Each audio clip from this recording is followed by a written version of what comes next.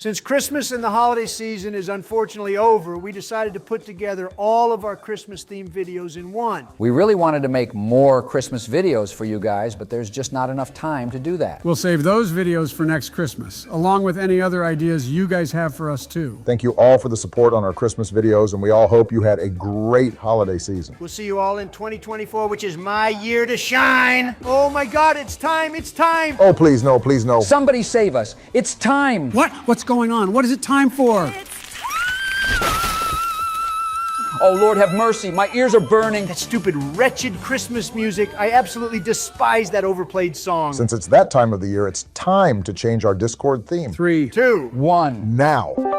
Yay! It's Christmas time, which means I can wear my Rudolph onesie. You're literally a child. Since it's the holidays, I'm going to dress up as my favorite Christmas character ever, Buddy the Elf. I got myself a pretty swagged out, ugly Christmas sweater on which I never understood why people call Christmas sweaters ugly when they look pretty dope. Even though Santa Claus is fake news, his suit and hat is some good attire for the holiday season. I love the holidays so much. All the Christmas decorations, the snow, the Christmas songs, the movies all make it the most wonderful time of the year. All I want for Christmas is you. Don't even start, Joseph. I don't want to hear that song a single time this month. You're just mad that Mariah Carey found a real-life infinite money glitch with that song. Now that you say that, you have a point. The last 29 years since 1994, every Christmas that comes around, she makes bank off of that song. Yeah, that's nuts, but I can't even imagine what retail workers have to go through listening to Mariah Carey 24/7. Not only that song, but every Christmas song being played over and over while going to work every morning. That sounds like fun. I would love to sing Feliz Navidad and Jingle Bells every day while working at Walmart. Shut up, you skeleton. I'd rather go deaf than listen to any of those Christmas songs every day for a month straight. That's why Helen Keller was lucky not to deal with any of those songs. Damn, since when did Scrooge join this VC? But you see, I don't mind Christmas songs, but if they get overplayed a crap ton, then it's just not fun anymore. Oh, stop being a Grinch, Barry. Christmas only comes once a year, so grow your heart 3 sizes for that holiday spirit. I ain't no Grinch. If anyone's a Grinch, it's Donnie. I relate to the Grinch in many ways. He's a brilliant person, so I actually take that as a compliment. Speaking of the Grinch, I loved watching The Grinch with you guys last night. I want to watch it again. Which Grinch movie are you talking about, Joey? We watched like 4 different Grinch movies last night. The animated one, obviously. It's the best Grinch movie they came out with. I felt like a little wee Biden again while watching it. You're an idiot. That movie is trash compared to Jim Carrey's Grinch. Jim Carrey is a goat, and that movie is an absolute banger. Elf is still the better movie, and we all know it. Buddy the Elf is a child and reminds me of somebody in this VC. Yeah, I wonder who. I'm talking about you, you Nimrod. Well, boys, since we're talking about Christmas movies, I think it's a perfect time to make a Christmas movie tier list. Let's go! Holy crap, Towers, shut up. Speaking of movie tier lists, if you missed out on our horror movie tier list, then check it out in the description and subscribe for more Christmas videos like this. All right, you losers, let's start off this Christmas movie tier list with How the Grinch Stole Christmas. Movie is so mid. The animated one is way, way better. What the fuck did you just say, Sleepy Joe? Your movie is not good because it ain't a cartoon. What the hell? Yo, it's the Grinch. Oh, yeah, unfortunately, that's me. Oh my God, it's Jim Carrey. Jim who? Why, it's nice to finally meet you, Mr. Grinch. How are you? Nice to meet me. Why the hell would it be nice to meet me? Even I wouldn't want to meet myself. Why does this VC smell like a wet dog since you joined? I think you're smelling your upper lip, pal. It's probably from Max. Remember, Grinch has an adorable dog named Max, who was also his reindeer. Max was a good dog in this movie, and I have no idea how they got a real dog to do all the things he did throughout the movie. I had to throw that mutt a hunk of steak every day for him to do something since he's lazier than I am. Well, it's good timing you joined since we're talking about your movie and a whole lot of other Christmas movies. Christmas? Did you just say Christmas? Yeah, fuck Christmas. Christmas is the only reason why your movie was made, so I wouldn't say that, Mr. Grinch. Aw, crap, you got me there. This movie came out 23 years ago in the year 2000, which is insane to think about. Because after all these years, this movie still holds up and is a timeless Christmas classic. Why, thank you very much, Barack. There isn't a single movie like this that I've seen. This movie's atmosphere is fantastic, and it captures the original book and the 1966 cartoon really well. Stop it. I'm blushing and I don't want to blush. You guys are so wrong. I don't understand all the hype about this movie. It's because I'm green, isn't it? No, it's because your movie sucks. I hate, double hate, and loathe you entirely. Did I ask? I don't care what you think of me, you hairy and smelly monster. If you keep uttering as much as one syllable, I'll hunt you down and gut you like a fish. Whoa, whoa there, Mr. Grinch. Even though we all hate Sleepy Joe, let's not go there since he doesn't have much time remaining anyway since he's a fossil. Oh, whatever. Jim Carrey was definitely the perfect casting choice because the way he portrayed the Grinch from the dialogue and the physical acting captured the character of the Grinch in a very memorable and hilarious way. That's what I'm talking about, baby.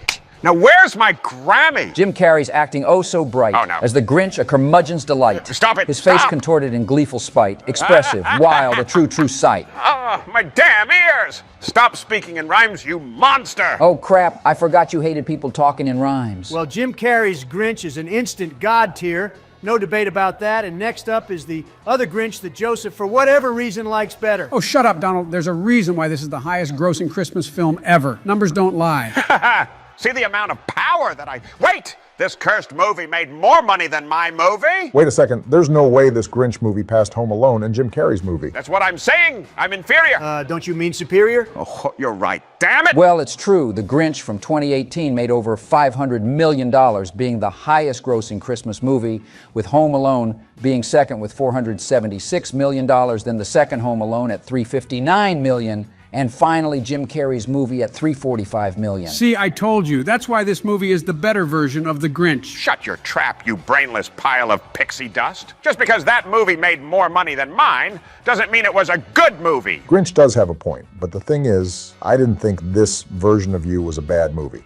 It's just made and geared for kids, and you can clearly tell just by watching the movie. So no wonder why Joseph likes this movie. Yeah, that makes sense now. But the one thing I don't really like about this movie is who plays the Grinch. Benedict Cumberbatch voices the Grinch, which if that name doesn't ring any bells, that's Doctor Strange from the MCU. Benedict Cumberbatch. Haha, what kind of name is that? I wouldn't be talking Mr. Robinette Biden Jr. Hey! I like only a few things about this movie, and Tyler, the Creator's songs he made for it, is one of them. I'm the Grinch, Cindy Lou Who.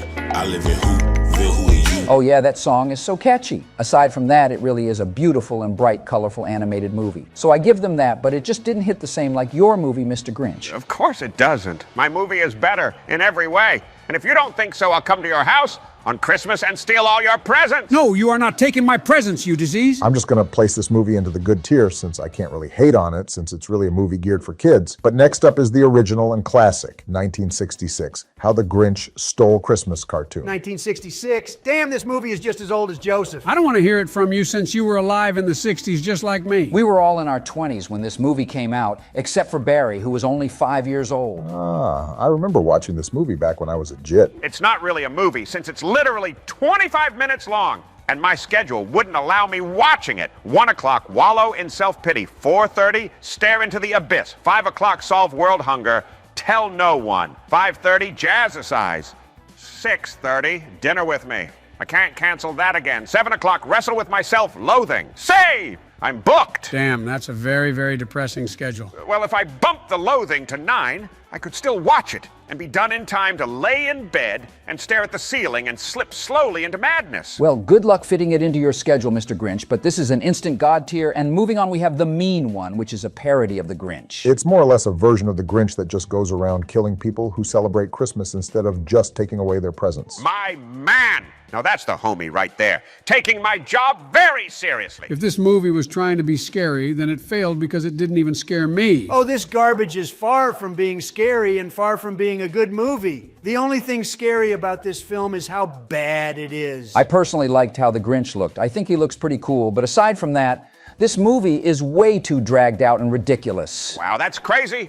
They're really disrespecting my name with this abomination of a movie. How dare they? This movie is freaking awful, but I give them credit for trying to make the Grinch a stone-cold killer, because that idea does sound pretty sick. Oh yeah, partner, it would have been a really rad movie if it was executed better, but moving on, we got, of course, Home Alone. You see, I used to love this movie until 5 minutes ago, after finding out it made more money than my movie. I enjoyed the first Home Alone movie, but not the second one, since those Canadians cut out my scene for quote-unquote commercial time. Haha, good. That's what you get. It's kind of crazy that Donnie is canon to the Home Alone universe. Now, don't count me in with the other 4 Home Alone movies that came out after, since they were all dumpster fire. They made more Home Alone movies without Macaulay Culkin.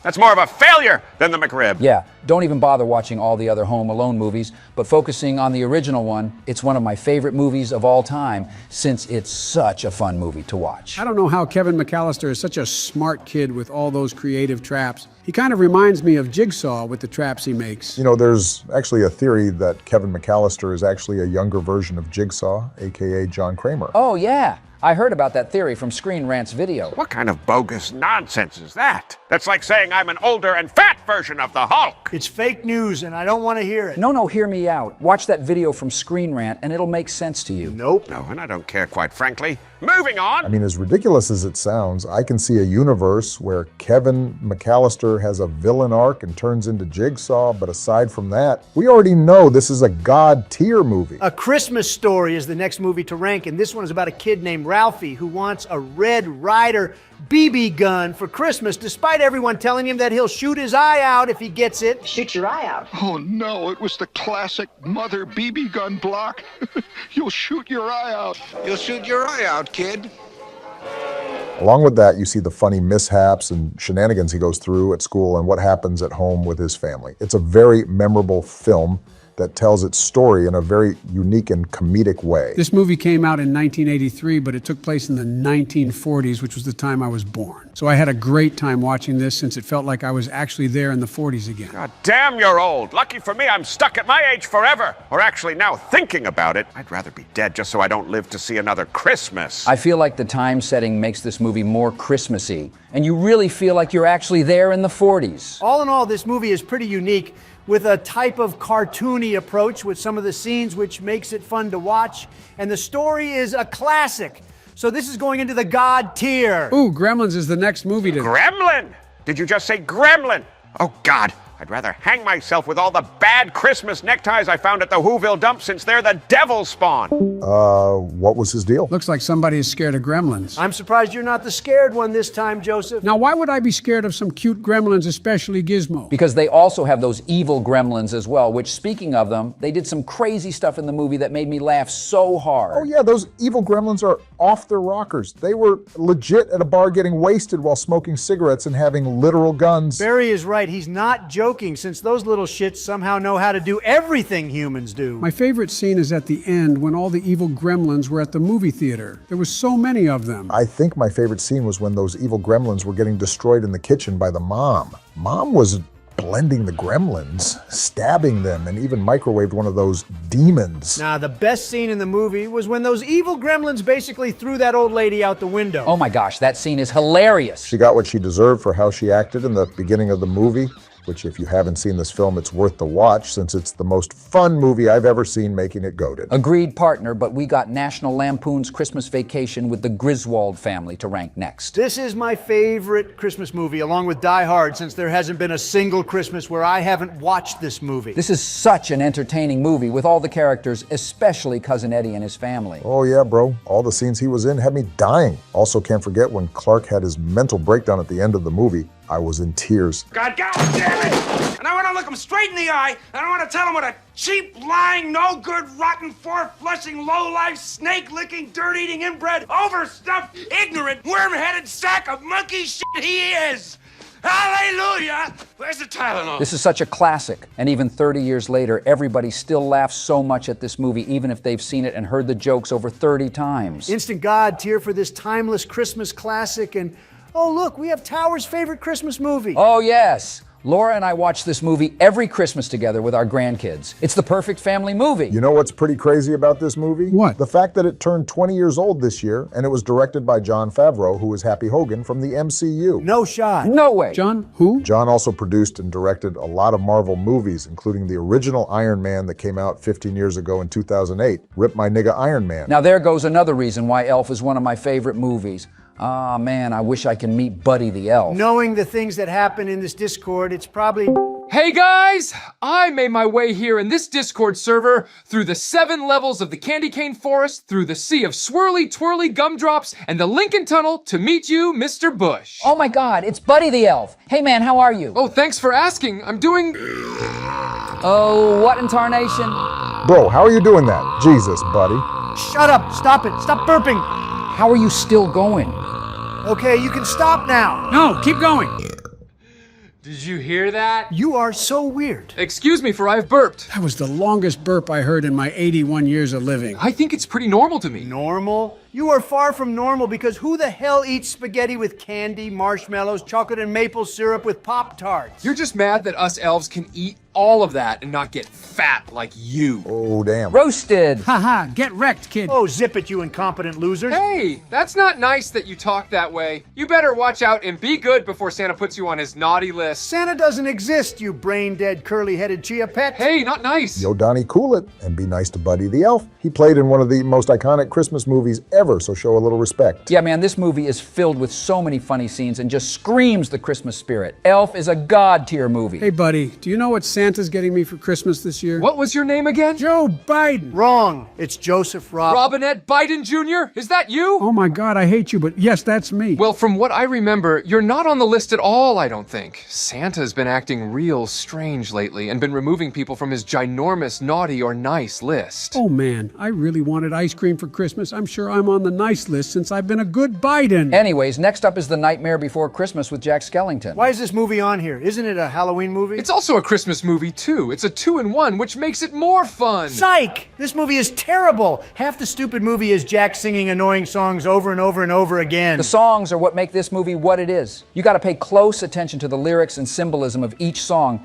because it's seriously a masterpiece. Yeah, I'm good. I'm not gonna lie, I kind of agree with Donnie. This movie got boring fast for me since there was a song after another song after another, so I just skipped every song, but by the time I did that, the movie ended. Yeah, this movie blows more than Obama. Huh? I fell asleep watching it. Be nice to this movie. How do you not like singing and listening to Christmas music? It's like my favorite thing to do. Jingle bells, Batman smells, Robin laid an egg. Shut up. Don't sing. On the first day of Christmas, my true love sent to me a partridge in a pear tree. I'm in a Discord call and I'm singing. Shut up. Shut up. Well, back to The Nightmare Before Christmas. I still don't get why you guys don't like this movie. It's such a uniquely made film that I always watch every Halloween and Christmas. It's just not my cup of tea, bro. If it didn't have so much singing, then it would be a god tier movie. But just so people don't get outraged at us, I'll just put it in the good tier instead of mid. What kind of name for a movie is this? Daddy's Home 2. Wait, isn't Buddy in this movie? Me? No, I'm not. Why would an elf be in this movie? No, you are in the movie, bro. You're literally the same person as Will Ferrell. Will Ferrell? Who's that? I'm Buddy the Elf. No, your real name is Will. And I remember you kissed your dad on the lips in this movie at the airport. You disgusting slime. Yeah, I'm out. No freaking way we exposed him. That's so gross, bro. Kissed his own dad on the lips. Joseph probably does that to his daddy too. Oh wait, his dad is dead. Now, that's just messed up. But I thought you were my daddy, Donnie Bonnie Wunny. Right, you better quit it with that or else. With Daddy's Home 2, Mark Wahlberg and Will Ferrell are the two stars, and John Cena is even in this movie. John who? I never saw him in this movie. Yeah, I don't know who you're looking at. John Cena? Where? I didn't see him in the movie. No, he was in the movie. Don't you guys remember? Oh, I see what you're doing. So stupid. It never gets old, but the chemistry between Will and Mark is very good, and the comedy throughout the entire movie with them, and the family is off the rails, man. I admit I didn't expect to laugh as hard as I did with this movie. I thought it would be a cheesy mess with unfunny jokes, but it was the exact opposite. I can't wait for the third movie. That's how much I loved this one, and even the first movie. It's so worth the watch if you haven't seen it, since it's a goated film. Grandma got ran over by a reindeer. What kind of name for a movie is this? It's named after that annoying Christmas song, which is one of the worst Christmas songs out there. It's a pretty funny song, but I don't think many people know about the song nor the movie. This movie, as you guessed it, is about Jake Spankenheimer's grandma who got ran over by Santa's reindeer. The grandma in this movie was bad AF, though. Don't tell Jill I said that. Look at Sleepy Joe being down horrendous for a cartoon grandma. How sad. I don't blame him. Grandma got that cake, though, and I'm talking about her fruitcake. Grandma's fruitcake looked kind of good, though, but this movie isn't so much. It's super dull and boring with barely any comedy that makes up for it. What do you expect? Expect disappointment and you won't be disappointed. I liked watching this movie when it first came out, but watching it again after 15 years, it's a really mid movie. Oh God, is this one of Kermit's movies? I ain't supporting anything that involves Kermit since he's a no-good toad drug addict. Don't be mean to Kermit. After him and I made up a few months ago, we've been back to sipping lean and popping perks again. Jesus Christ, Joey, what did we tell you about doing those types of activities with Kermit? I don't care. I'm going to live my life how I want to live it. Let him be, George. He'll find out sooner than later. But yeah, The Muppet Christmas Carol is the next movie to rank. And a very sad thing about the real Kermit, the frog actor, is that this is the first movie without Jim Henson, who's the original voice of Kermit and the creator of the Muppets. Why does that matter? He wasn't in the movie, so what? Because he passed away before the movie was made, Donnie. Chill, bro. Oh, my bad, I didn't know. Dang, that's so sad. Wow, partner, that's crazy. Because Jim Henson voiced Kermit the Frog from 1955 to 1990. Rest in peace to Jim the Legend. Yeah, even though it's sad, the movie is dedicated to him, and regardless, it was a pretty fun movie to watch. It's so much fun seeing all the Muppets singing and doing all the funny stuff they do. Alfred plays Ebenezer Scrooge in this movie, and he did a pretty solid job at it. Gonzo and Rizzo the Rat are so funny. Seeing them two getting into trouble made this a good movie. I love seeing those two in the movie, especially Rizzo, since he's such a hilarious character, but moving on to Santa Buddies. Santa Buddies. Oh, yes! This is my favorite Christmas movie. No surprise there. I don't understand what goes through your brain half the time. We literally sat in VC watching this dumb movie for Joey, and it was the biggest waste of time in my entire life. CGI and visual effects are a nightmare, and the acting is atrocious. No, it's not, you liar. Then tell me why Barry had to shut the movie off only 20 minutes into watching it. Because he doesn't know what a good movie is. No, bro, it's because the movie is a disaster. The acting from Santa Claus is terrible, like every single line from him felt so forced and cringe. The damn dogs had better acting than Santa, but that's not saying much. This movie is a hilariosity.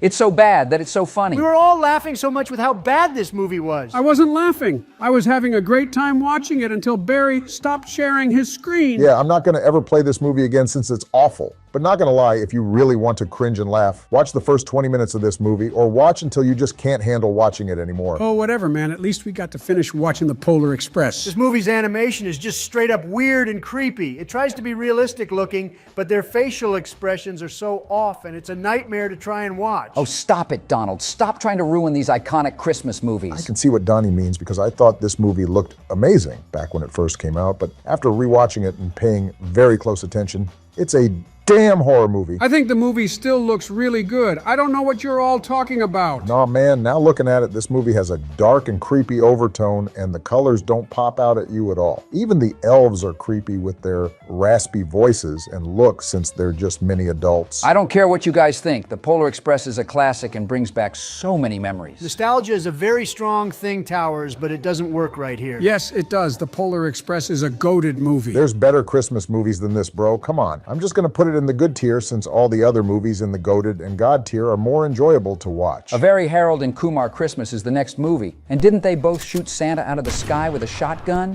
Yeah, those ho-ho-hos ruined Christmas that year. Oh my gosh, it's Santa. Welcome, Santa. Santa Claus. This is obviously a clown in a Santa Claus costume. There is no such thing as Santa Claus. I could say the same thing about you since you're wearing my outfit. Touché. Hey, Santa, we're actually making a Christmas movie tier list. You want to help us with it? If it means not dealing with delivering presents to those spoiled brats around the globe, then I'm down. Wait, what? That's your job? It's amazing how you deliver presents to the whole world in just one night. That's where you're wrong! Damn. I'm tired of giving out millions of presents and not getting shit back. You're a fraud. Prove to us that you're the real Santa Claus and tell me what toy and exact color I got for Christmas when I was 10 years old. Let me see. Donald J. Trump, is it? Yes, sir. That year in 1956, I got you a golden golf course set, but obviously not an actual golf course because you think I can pull that out of my... Okay. How the hell did you know that? Because I'm Santa Claus. Now moving on. Wow, that's crazy that he's the real Santa Claus. Well, Mr. Claus, do you hate Harold and Kumar for shooting you out of the sky? I would have hated them if they didn't let me hit the bong. We got dumb faded in my sleigh. Wow, Santa's a pothead too? It helps keep the stress away. Hell yeah, brother. I'm guessing if you blazed it with Harold and Kumar, you liked their Christmas movie too? If I was in the movie more, it would have been way better. The damn movie is about Christmas, but I'm only in it for less than 5 minutes. What kind of crap is that? This is a very raunchy movie, so if you're not into these types of movies with brainless pothead humor, then you're not going to like this one. But that's what makes it hilarious. Watching Harold and Kumar doing the craziest things and getting into trouble is always a good time. I gotta agree with Barry. Good tier for this movie, and next up is The Night Before. The night before what? Nothing. The night before nothing? No, it's just the night before. Yeah, that's what I'm asking. The night before what? The night before, god damn it! The movie is literally called The Night Before, you old hag. Oh, you guys could have just told me that. Ignoring Joey, this is a Seth Rogen movie, so to many people, when they hear that, you're either gonna love it or hate it. Seth Rogen is hilarious, especially in this movie, which is about a group of friends who reunite for their annual Christmas Eve party in New York City. What the hell is the difference between this movie and Harold and Kumar? They both have raunchy trash comedy. You clearly have no taste in movies then. If you can't have a good time watching a movie that Seth Rogen's in, then you must have a more more sad life than me, but this is a pretty good movie. Santa having a sad life? Oh, why would you have a sad life when you have one of the best jobs in the world? Now that's the part of me that nobody knows about, that I keep locked in a chest with vibranium chains. Tell us, Santa. I want to know. Trust me, you don't. No, Santa, tell us what it is. No, I don't care to hear it. Well, you're gonna hear it anyways. I've been alive on this horrific planet we call Earth for millennia. Fake news. You would be dead. It's called magic. And I don't know how I got this magic, but I've been through every war you can think of. From the fall of the Roman Empire, which was the worst time to be alive, then the Revolutionary War was a mess, which I almost died. Hold up. Are those pictures real? I don't think so. They can't be real since cameras didn't exist back then. Just ignore that part. It's called magic, bro, but I fought in the Civil War. World War I, the Cold War, and hell, I was even there at the moon landing. Wait a damn second. If you're standing on the moon in those pictures, then why is the moon up in the sky? Don't you know? The moon landing was fake. I had a feeling. In the midst of all those wars, I was delivering presents for thousands of years, up until the 60s, when the war for drugs began, which I began my own operation delivering all the goods, if you know what I mean. Oh my God. Santa Claus being an ultimate drug dealer? You got that right. Just in one night and a few hours alone, I profit over $10 billion. Why don't you think the feds can't find me still? That's insane. One night of every year is this absurd operation. Oh man, that sucks because I wanted presents and ice cream for Christmas. I know you'll still come to my house and deliver me presents and some of that white snow. Hell no! That's why I'm no longer delivering presents anymore, because for the past 1,000 years, what has anyone done for me? Corporations and businessmen take advantage of my name for monetary gain without my consent. I'm looking at you, Coca-Cola. All right, enough, Santa Claus. I think we've all heard enough. You can barge in later and talk up a storm since you're interrupting our tier list. I mean, I thought it was pretty cool, but yeah, I guess let's get back to ranking movies again. Oh, look, it's a movie about you, Mr. Santa. I've seen quite literally every movie based on me, and you want to know what the funny part is? What is it? I get paid $0.00 from any Christmas movie that uses my liking and appearance. Billions of dollars lost in my name. Tough luck.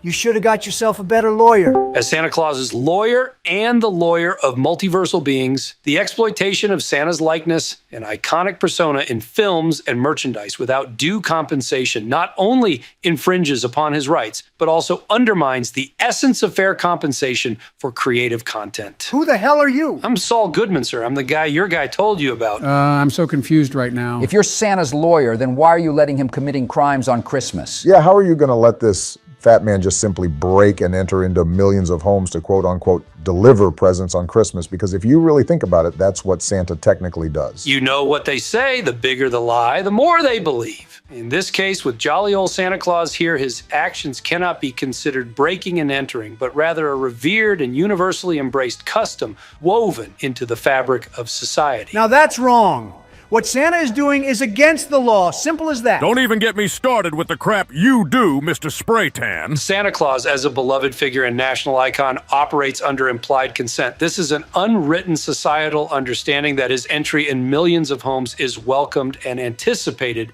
during the holiday season. Now that's just some bull crap. I would let Santa break into my house anytime. Yeah, I'm good off that. So what I'm getting with this whole Santa thing is that he's allowed to commit these crimes because society deems him okay. To sum it up in short, yes. Any attempt to label his actions as breaking and entering disregards the goodwill and cultural significance to his annual charitable mission, which in this case is money laundering through his new operation, if you know what I'm getting at. You see? I'm scot-free to do whatever the hell I want and get all the money I deserve. The whole world takes advantage of me, so it's time I do it back. Money is best laundered the old-fashioned way, you know, the way that Walter White did it. How are you going to let this slide, Joseph? You're the president and letting Santa Claus launder dirty money? Who's Santa Claus? Not his dementia again? All right, gentlemen, it's been an honor. I have other Discord calls and courtrooms to attend to, but if anyone needs me, better call Saul. So Santa movies, huh? Now you see why I despise all of them. But this movie in particular was actually pretty good. It had a solid story and had the right amount of humor and didn't go overboard with the jokes. I actually like this movie a lot. Jill and I watch this every single year with the family. I can agree with you both. This movie had a good original story, and for that, it's goated. Bad Santa is the next movie, and this film reminds me of you, Santa. All right, here's the thing. Out of all these stupid Santa movies, this one I'd let slide since this version of Santa Claus is just like me.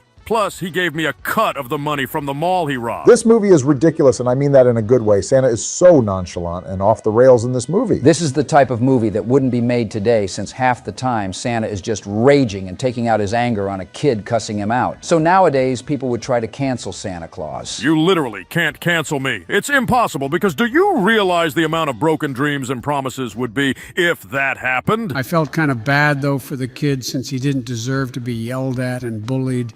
Seeing all that reminded me of myself when I was a little Biden in 1950. So what? Grow a pair, Sleepy Joe. This movie is goated in the Only Good Santa movie. Only Good Santa movie? You're just mad that they won't pay you because Violent Night is a pretty damn solid movie. Now, this version of Santa is a whole different Santa that you haven't seen. He's basically John Wick in this movie. I don't think having a John Wick version of Santa really works. I thought this movie was pretty boring and like any other action flick. Exactly! This movie is repetitive as hell, and that Santa is nothing like me, since I have my elves do all that dirty work for me so I don't get my hands messy. I don't like seeing Santa be so violent. This is not what Christmas is supposed to be like. Even though it's not your average Christmas movie, I still think it's pretty good. Fred Claus? Yeah, I'm out of this. Ho, ho, ho! I don't blame Bro, since this movie is a disaster. Yeah, I'm not gonna lie. Watching paint dry is more entertaining than this movie. I'm all for Christmas movies and the holiday spirit, but this movie's story just doesn't cut it for me. It's about Santa Claus's older brother named Fred, who's in need of money. So he asks his brother for some money, but the only way Santa would give him the cash is if he comes to the North Pole to help save Christmas. I get the whole idea of expanding Santa Claus's story by introducing his brother, but I just don't think it works out. I hate to say it, but I think this is an awful movie. Nothing about it is memorable to me, since it's just one of those movies you watch only once, then you forget about it. But what about A Christmas Carol? I thought this movie looked really, really good. A movie can visually look incredible, but can have a lackluster plot, Joseph. As for this story, it's the same old Scrooge story you've probably heard and seen 1,000 times, but Jim Carrey actually voices him, which is an interesting take. Oh, wow. So Jim Carrey played the Grinch and Scrooge? Yes, he did partner, and he did a stellar job at portraying Scrooge, but this movie just didn't feel like Christmas to me. If anything, it has a dark overtone and mood with the look and feel of the movie. It's a Disney film, which typically have bright and colorful movies, but this one doesn't have it. I kind of like that aspect of the movie, since it shows that Christmas can sometimes be dark and grim and not this happy, jolly tone. But that's rarely ever the case with Christmas. This movie is mid. All right, moving on is Jack Frost, which is about a musician named Jack who dies in a car accident, but then returns to life as a snowman because his son wishes to have his dad back. Yeah, what kind of BS is that? That's outrageous. I mean, I thought it was a pretty fun movie. The visual effects they had with the snowman was really good, especially for 1998. Didn't Batman play as Jack Frost? Yeah, Michael Keaton played Batman back in the 80s and 90s, so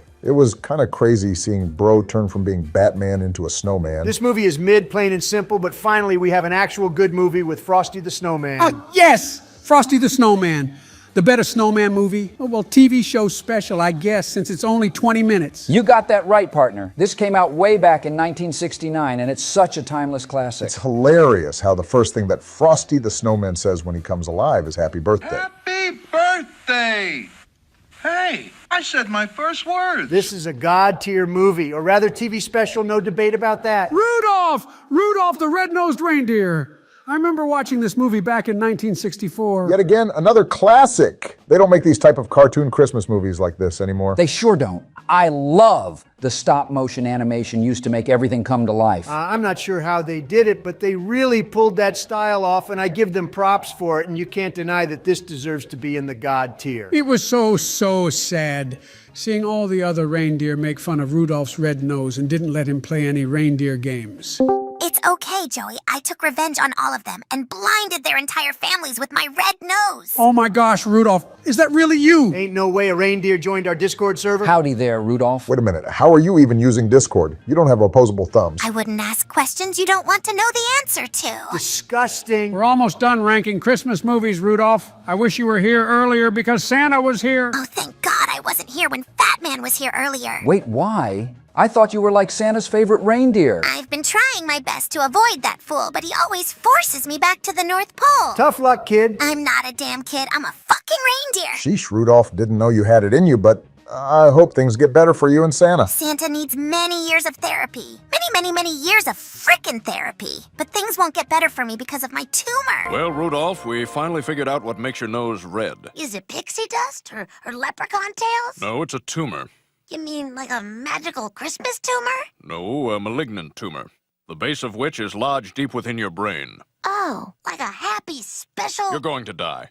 Now that just ruined my childhood. Back to the tier list. We got Krampus to rank, and this movie sucks. It's the ultimate cheese fest and not even a scary movie. Krampus is one creepy-looking creature, though, especially in this movie. Can we please skip this movie? It's giving me PTSD. You're a wuss, Sleepy Joe. Even me, a reindeer, can handle watching this movie. This movie tries to be scary, but it doesn't work. Even if it didn't, Krampus's elves and killer gingerbread man were crazy. Oh yeah, those possessed gingerbread man were kind of cool, and a lot of the side monsters would have played out better if this movie was rated R, but unfortunately it's PG-13. PG-13? Oh no, my wife says I'm not supposed to watch PG-13 movies. You should leave your wife then. I agree with Barry. If this movie was rated R, then just maybe it would have been better, but it's a mid movie. Looks like Donnie's favorite Christmas movie is up next, Die Hard. Instant God tier, no questions asked. Hold up, Orangey. Is Die Hard really a Christmas movie, though? Technically speaking, yes, since it takes place during the holidays, but in this movie's case, it's Christmas in Los Angeles. If the movie doesn't have snow, then it's not a Christmas movie. That's the dumbest thing I've heard. This movie doesn't really have the holiday elements that every movie on this list has, but it tries to fit it in. So what?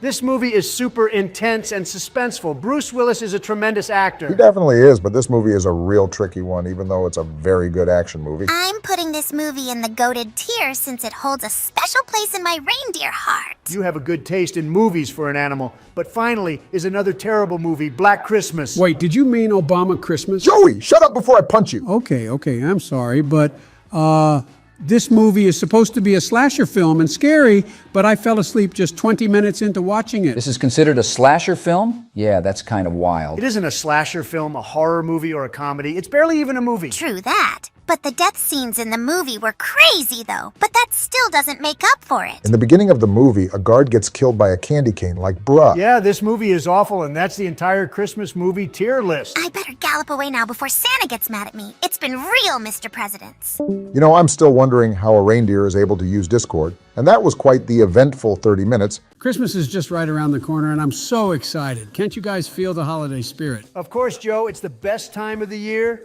Everyone loves Trump ornaments on their trees. I don't know about that, Donald, but it's always a special time of the year. Michelle loves decorating the tree. Laura and I always have a grand old time picking out ornaments for the ranch. This Christmas will be no different. And the White House always looked fantastic during the holidays. Yeah, and it definitely looked best during my term on Christmas. Now, Donald, let's not get too competitive about Christmas decorations. And the cookies. Oh, the cookies. I love me some Christmas cookies. Cookies, Joe? Really? Yep, sugar cookies, gingerbread cookies, all of them. You guys like cookies? Hell yeah, Joe. Cookies are a Christmas staple. Yeah, and I have to admit, Michelle makes some killer cookies. Nah, Melania's cookies are the best, believe me. Well, maybe we should have a wife cookie bake-off sometime. Now, that would be something. All right, enough about cookies. Let's talk presents. Oh, the best part of Christmas, the presents. Ah, Joe, you still get excited like a kid on Christmas morning, huh? Well, I can't help it. It's the most wonderful time of the year, right? You know, Joe, sometimes I wonder if you were more excited about Christmas or the ice cream truck. Oh, now that's a tough one. I don't think I can choose, but I can't wait to see what Santa brings me this year. I made sure to be a very good Biden this year, so I won't end up on the naughty list. Really, Joe? The naughty and nice list? Presents, you say? I've been given some tremendous presents. The best gifts over the years, trust me. Let's not forget the joy of giving, Donald. It's the thought that counts. Hey, what's the best present you guys have ever received on Christmas? Oh, that's a tough one. Probably a train set when I was a kid. I got a basketball signed by Michael Jordan once. That's probably my favorite one. I've had so many great presents, it's hard to choose. Maybe the time I was given an entire golf course? Wow, an entire golf course? Well, what's on your Christmas wish list this year, Donnie? A bigger wall and another term. Okay, Donald, let's not bring politics into this, but personally, I'd love a good book and some family time. What about you, George? I think a new set of paints for my art and maybe even a puppy. Ooh, a puppy. I want one too. Make it a fluffy one. Oh, great. A fluffy puppy. Tremendous. Well, speaking of gifts, fellas, we should make a Christmas presents tier list for the holidays. That sounds like a lot of fun. Let's do it, George. Before we start, if you guys missed out on us ranking Christmas movies, be sure to check that video out in the description. All right, well, what do we got first on the list? A brand new phone or tablet. Well, I'd expect nothing less than a gold iPhone for me. You know, only the best for the best. Bruh, who the hell needs a gold-plated iPhone? Oh, you wouldn't get it. Get your money up, pal. I love getting a new phone or tablet for Christmas. What do you guys think? Phones and tablets are great, Joe. Keep keeps me up to date with the tech-savvy world. Ah, Joe probably still has a flip phone. Come on, Donald. You know I upgraded a long time ago. Man, do you guys remember the days when a phone was just a phone? Now they can practically do everything. Oh yeah, and sometimes I wish phones were still just phones, because I've got a crippling Candy Crush addiction that I just can't escape from. Candy Crush, really? Angry Birds is way better. Okay, let's get back on track. Where are we putting a new phone or a tablet on the list? It's a solid good tier for me. Useful, but not exactly the most exciting gift. What? You're tripping. This is God tier in my book. Like I said, you can do practically anything with these mini computers. Yeah, a brand new phone or tablet for Christmas is definitely going into God tier. Real quick, if you're enjoying the video, make sure you hit that like and subscribe button so you don't miss out on any of our future videos. Also, let us know in the comments what your favorite present on Christmas is. All right, the next present is any gaming console. Oh, I love me some gaming, but it's got to be the good old NES for me. NES, Joe, living in the past, aren't you? Hey, those were the good times, George. Much simpler times. Nah, this old man has it all wrong. Xbox has it all. Power, performance, and a sleek design. Can't beat that. PlayStation has better exclusives, though. You can't deny that. Well, my NES had the best games. Mario, Zelda, Metroid, all the classics. Bro, enough about your NES. It's 2023 and we have way better consoles than a damn NES. Well, back in my day, we didn't need all these fancy consoles. Just give me a joystick and the NES, and I'm golden. Whatever, Joe. But getting any type of gaming console for Christmas is a great present you could sink hundreds of hours into. I think it should go on God tier, fellas. Oh, definitely, George, but only if it's a brand new Xbox. All right, Donald. Let's not get into any console wars here. We already did enough of that while ranking gaming consoles. Oh yeah, that was fun. If any of you guys missed that video, it'll be in the description below. Anyways, I'm putting gaming consoles on the God tier easily. And what do we got next? Ah, a gaming PC or laptop. Now we're talking. Oh, a gaming PC. That's top tier, folks. The absolute best. Joe, you're jumping the gun. Let's discuss it first. A gaming PC is a solid gift. Endless games, customization, modding, and so much more. I've got the best gaming setup, believe me. Gold-plated keyboard, mouse, monitor, desk, gaming chair, you name it. The hell is the point of having everything gold-plated?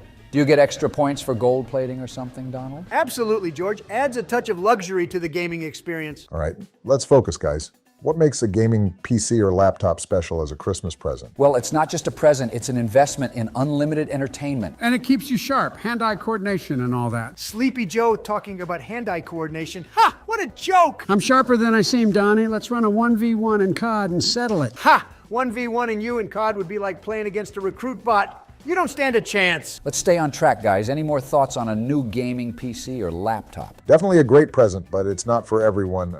Some folks prefer more traditional gifts. Traditional gifts like a tie or socks? Boring. Well, not everyone wants to game all day, Donald. All right, I'm throwing gaming PC/laptop on the God tier. Next up, we got a pair of headphones. Ooh, look, it's a pair of Beats for the picture. Man, I've been wearing those since day one in my profile picture. Beats, those are cool. I had a pair once. Did you even know how to use them, Joseph? Of course I did, Donald. I'm not that behind in the times. That's surprising, but are headphones a top-tier Christmas present, fellas? What do you guys think? Well, I'm biased, but I'd say yes, that listening to music on headphones is way more superior than listening on earphones or even speakers. Yeah, true, but it depends on what kind of headphones we're talking about. Some headphones are just as bad as earphones or speakers. Yeah, and also, are we talking wired or wireless? Oh yeah, if it's wired, that definitely bumps them down a tier. I've tripped and fell over those damn wires so many times. Also depends if we are talking gold-plated or non-gold-plated headphones. Bro, shut it with your gold-plated everything, Donnie. No one needs that many gold-plated things. For real, but let's not get too specific here, guys. Just a nice pair of headphones in general deserve to be in goated tier in my books. Yeah, I'm fine with that. Let's move on to the next present. Next up, we got any type of gift card. Ooh, gift cards are great. You can get whatever you want. Joe, you sound like a kid on Christmas morning. Well, I'm excited. Gift cards mean endless possibilities. Gift cards can be thoughtful, but they lack that personal touch, in my opinion. Personal touch? Barack, not everyone has time to knit a sweater. I agree with Barack. It's a solid gift, but it doesn't have the wow factor. Exactly. It's like saying, I didn't know what to get you, so here's a piece of plastic. Come on, guys. It's the thought that counts. Yeah, but there's something special about unwrapping an actual gift rather than a gift card. Oh, come on, George. You're telling me you'd rather have a mystery box than a stack of gift cards? Well, when you put it that way. Come on, George. Think about all the Fortnite V-Bucks cards you could have. Fortnite V-Bucks? Oh, really, Joe? That's the type of gift cards you want? What's the matter? The new Fortnite season dropped and I need more V-Bucks to get Peter Griffin. What the hell? They got Peter Griffin in Fortnite, but not me? I swear I thought they were going to add you to the game, too, from that one time you welcomed him into Fortnite. Holy crap, I'm in Fortnite! Oh my gosh, this is so freaking epic. Holy crap, Donald Trump. Hello, Peter. Welcome to Fortnite. Enough about Fortnite. I'm throwing gift cards onto the good tier because these are definitely better as stocking stuffers rather than an actual present. Next on the list, we got any type of toys. Ooh, is that Buzz Lightyear? I love Buzz. To infinity and beyond. Buzz Lightyear is cool, but we're ranking toys in general, not just Space Rangers, Joe. Well, I reckon toys are always a hit. Keeps the inner child alive. Agreed, George. What are your thoughts, Joe? Definitely God tier. Nothing beats the joy of unwrapping a toy on Christmas morning. God tier for toys? Come on, Joe, you can't be serious. Well, Donald, not everyone can appreciate the simple pleasures of toys. I sure appreciate the simple pleasure of toys, especially collecting toys. I've got a massive collection of Spider-Man collectibles, action figures, toys, you name it. Massive? Psst. I've got the world's largest collection of Transformers that would put your collection to shame, George. Oh, really, Obama? I doubt it. Hell yeah, I even got a Transformer that could turn into the Air Force One. Can your Spider-Man toys do that? Well, no, but they can swing from webs and save the day any day. Okay, enough about your collections. What about toys in general? Playing and collecting toys is a waste of time. I'd rather be making this country great again. Come on, Donnie. Drop the politics. Toys bring joy, and joy is what Christmas is all about. Yeah, I'm with Joe on this one. Toys are just an absolute classic Christmas present. Classic, yes, but not all toys are created equal. Transformers are way cooler than Spider-Man or Buzz Lightyear. Now, Barack, Spider-Man is an American icon. Can't beat that. What about Legos, guys? It's endless possibilities with these little building blocks of greatness. All right, I can't lie. Legos are great, Joe. Building things just like I built my tremendous empire. Oh yeah, Legos are dope as hell. There's all kinds of cool Legos like a Batmobile and even a Lego Death Star. Ooh, the Lego Death Star is so cool. I remember they had one in Spider-Man Homecoming. Yeah, and that nerd Ned dropped and broke the whole damn thing after finding out Peter was Spider-Man. Well, anyways, I'm putting toys on the God tier since it's a Christmas present staple. Oh, by the way, for everyone watching, if you want to watch our Christmas-themed videos early this month, consider being a member, since members get to watch our videos first and early before anybody else. Plus, you get these emojis to use in the comments and these money badges next to your name. Along with these other bonus perks, if you're interested, then join with the first link in the description. All right, next up we got books. Books, huh? I've written the best books. Let me tell you, they'll make you rich. No shot you've written a book. I don't believe it for a second. Better believe it, Joseph. I'm a best-selling author. So what's the title of your supposed masterpiece, huh, Donald? The Art of the Deal. It's a classic. Classic? Huh, sure, pal. Well, I've written a few books too, and I love some books like The Cat in the Hat. But are they really a good Christmas present? Well, it depends on the book. If I received Michelle's book as a present, then it's definitely God tier. Wrong! Michelle's lousy book can't teach you to become a billionaire like me. My books are a national treasure. A treasure, Donald? I'd call them a good nap. Haha, facts, Joe. I'd rather read your Cat in the Hat than Trump's dumb old books. Very funny, guys. My books are only for winners, and obviously you guys aren't winners. Yeah, says the guy who lost the election. Hey! Well, I wrote a book too, you know. It's called Decision Points. Boring. If I didn't write it, I'm not reading it. Enough about your stupid Trump books. Where should we place books on the tier list? I love books, but as a Christmas present, it's just not that great. There's so many better things you could receive on Christmas than some book. Yeah, I might be a little disappointed if someone got me a book for Christmas. I agree. I'm going to place it on the mid-tier because there's definitely worse things you can get than a book. Next present we have is clothing or socks. Ooh, Trump socks, folks. Check out that tremendous hair. Trump socks? Now I've seen everything. What a fashion statement. I don't know about fashion, but they're unique, I guess. Let's focus on clothes in general. Good Christmas present or not? Well, clothes are practical, right? Everybody needs them. Practical, Joe? I prefer luxury, like my beautiful Trump socks. Okay, but let's talk about regular clothes, like a sweater or something. I think clothes should be placed pretty high. I always love a good sweater. Keeps me warm. But Joe, not all clothes are stylish sweaters. Sometimes you get that dreaded pair of socks. Like those Trump socks here? Those are top-notch, Towers.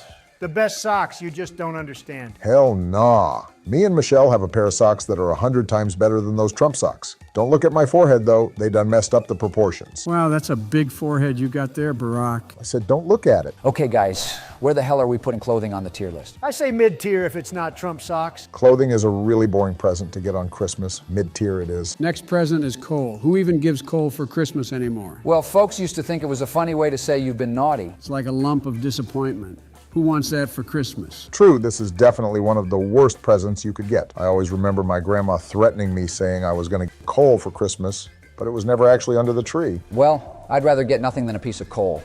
What do you even do with it? Some people say you can turn it into diamonds, but I doubt that. Yeah, that's just a myth. So where do we put it on the tier list? Awful tier easily. Probably the worst Christmas present you could get. Next up, we got kitchen gadgets and appliances. Kitchen appliances? Well, it depends what you're getting.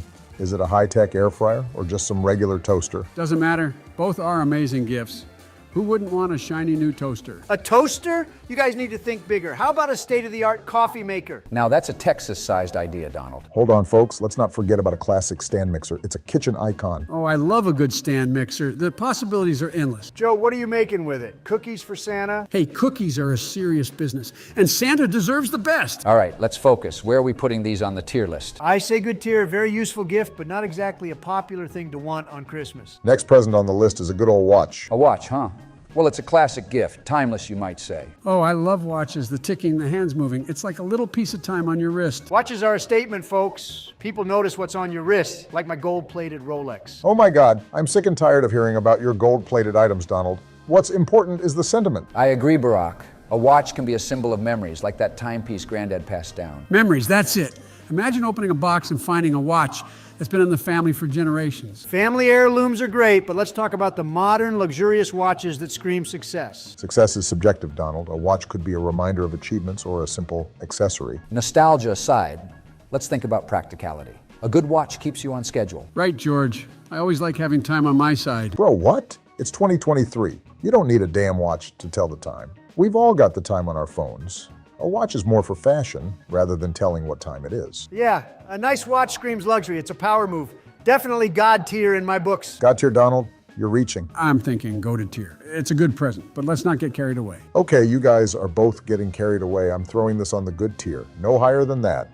And next on the list is cleaning supplies. Cleaning supplies? Seriously, that's a terrible gift. Well, some folks might appreciate a clean house. It's practical. I'll give it that. Not every gift needs to be flashy. I don't know, guys. A mop and a bucket under the tree just doesn't scream Christmas. Joe, you've never been good at cleaning up, have you? And you've never been good at making friends, have you? I say awful tier. It's not exactly the most exciting present. I agree. It's a useful gift, but it lacks that holiday sparkle. Awful tier.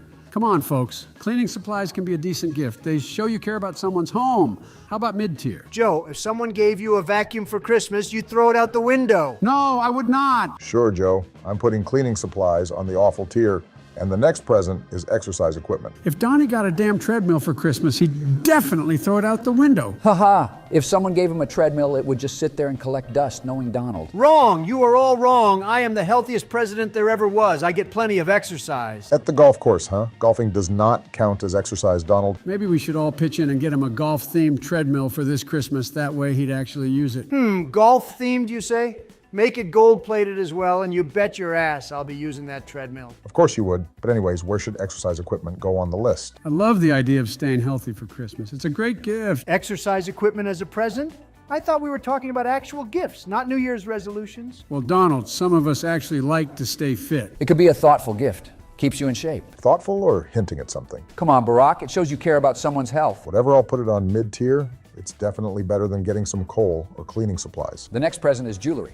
Jewelry. A classic Christmas gift. Definitely a strong contender. Oh, absolutely. Jewelry is the bee's knees. It's shiny and makes you feel special. Well, it depends on the type of jewelry, doesn't it? Of course, George. I'm thinking gold, maybe diamonds. The best. The classiest. Of course, you and all your gold, Donald. Well, let's break it down. What kind of jewelry are we talking about here? Bracelets, necklaces, rings, the whole shebang. Yeah. But is it gold? Shut it, Donald. I think a nice piece of jewelry can be a very thoughtful gift. Thoughtful and shiny, very shiny. Shiny stuff can be meaningful, Joe, but like I said, it's the thought that counts. Thought? I thought we were talking about top-tier presents. Guys, let's not forget the sentimental value of jewelry. A heartfelt necklace can mean a lot. I agree, George. It's not just about the price tag. I'm going to go ahead and put it on goated tier. The next present is music instruments. Well, they're a bit niche. Not everyone's a musician. But imagine the joy of waking up to a shiny new guitar under the tree. Guitars are overrated. I prefer the golden touch of a piano. Pianos are classic. They add a touch of elegance to any room. Elegance, sure, but they take up the whole damn room. And they're heavy.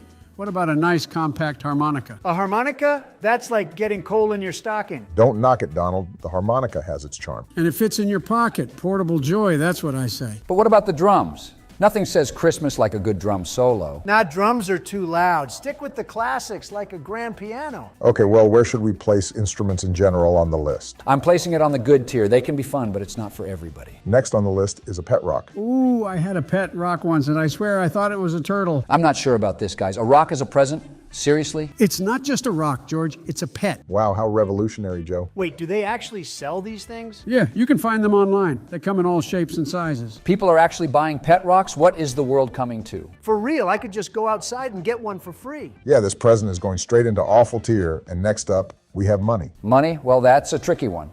It's useful, but not exactly a heartfelt Christmas present. I see your point, but think about the possibilities that you can buy whatever you want. Money is tremendous. I was once gifted a small loan of $1 million.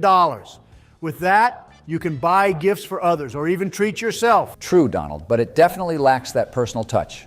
Remember the joy of unwrapping something special. Oh, absolutely. But hey, money lets you choose your joy. It's a safe bet, but there's something magical about a thoughtful gift. Magical? I don't know about that. Money can buy a lot of magic. Easy there, Donald. Money can't buy everything. Come on, Donald, you can't put a bow on a wad of cash. Joe's got a point. The presentation matters. Presentation?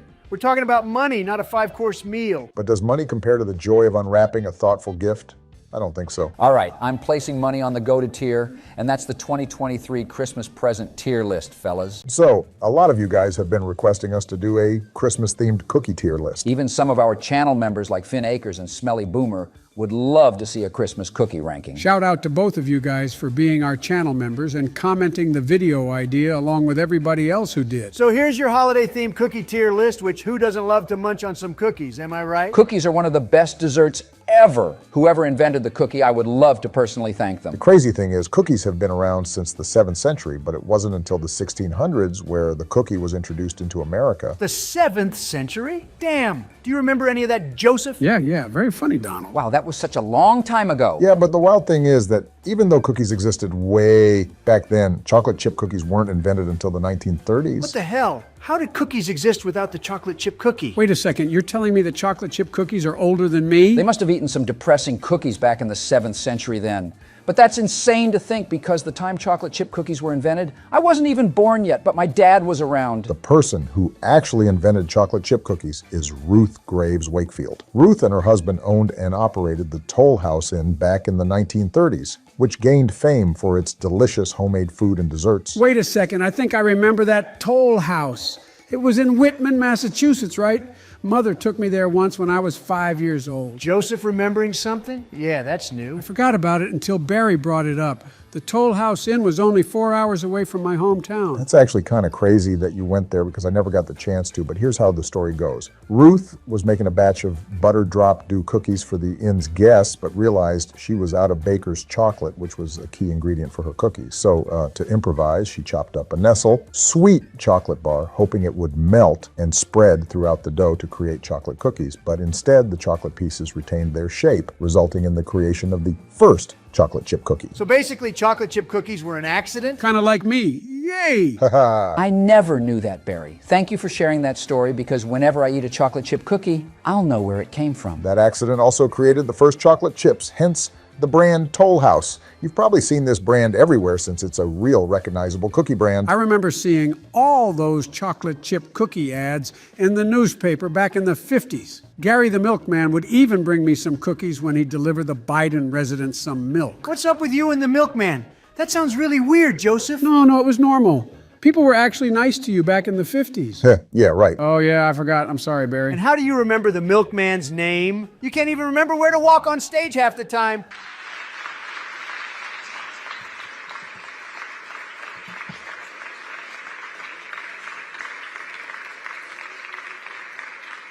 Mr. President, thank you. Hey, I can explain. They didn't show me where to walk off, so I waited for somebody to come get me, and nobody got me. Oh, wow, so you need somebody to babysit where you walk? How sad. The day I'm imitating Biden not getting off a stage, right?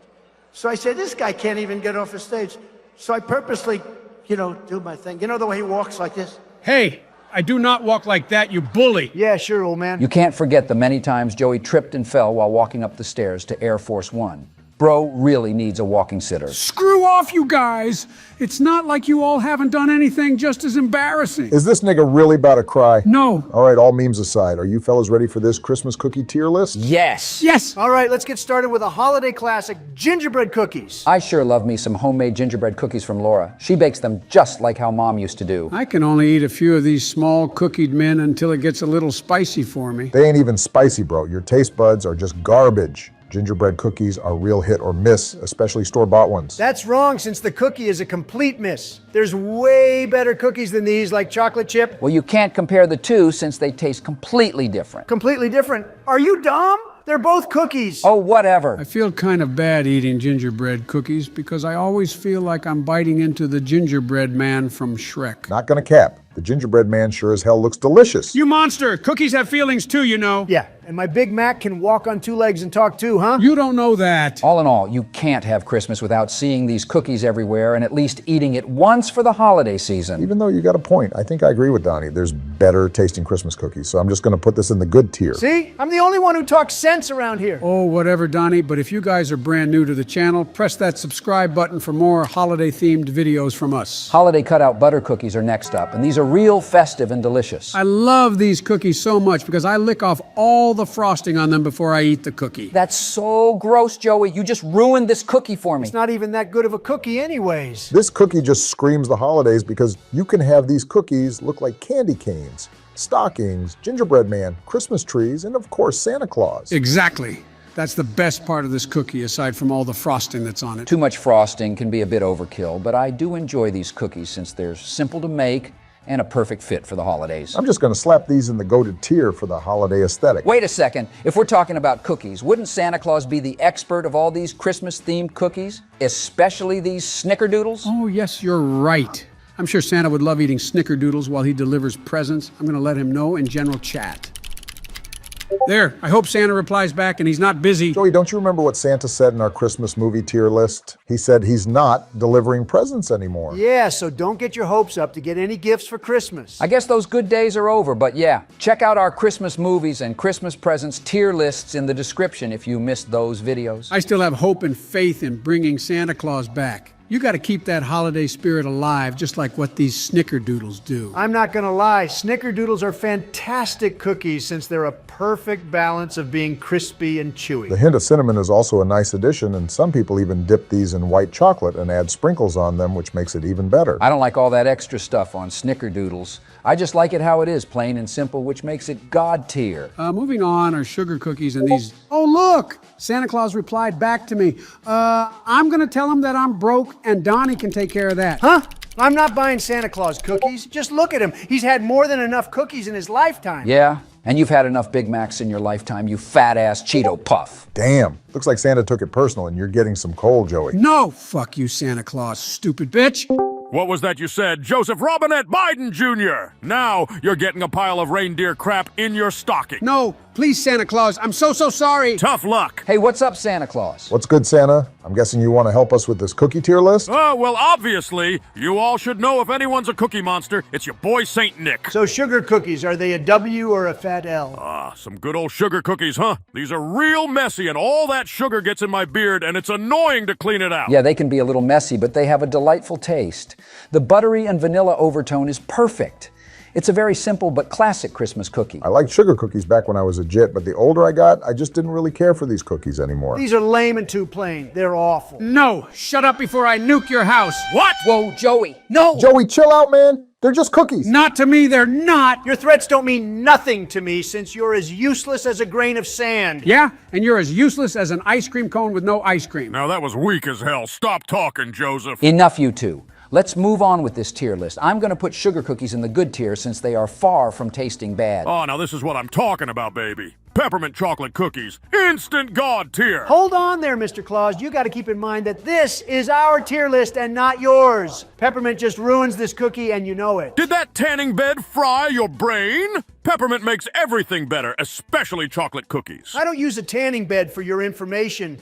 I use the sun to get this natural and tremendous look that I have. Yeah, right. Yeah, keep staring at those eclipses, Donald. Santa's right about these cookies, though. The peppermint or candy cane, whatever you sprinkle on them, just makes them more festive and tastier for the holiday season. Just feast your eyes on these cookies. Need I say more? I mean, yeah, they're pretty good if the peppermint is not overboard, or else it'll be too spicy for my Biden tongue. As I said before, God tier for these ho-ho-hos. All right, partners, moving on. We got peanut butter blossoms. But before we rank these, if you want to watch our brand new videos first and early, consider being our channel member. Channel members get shout outs at the end of every video.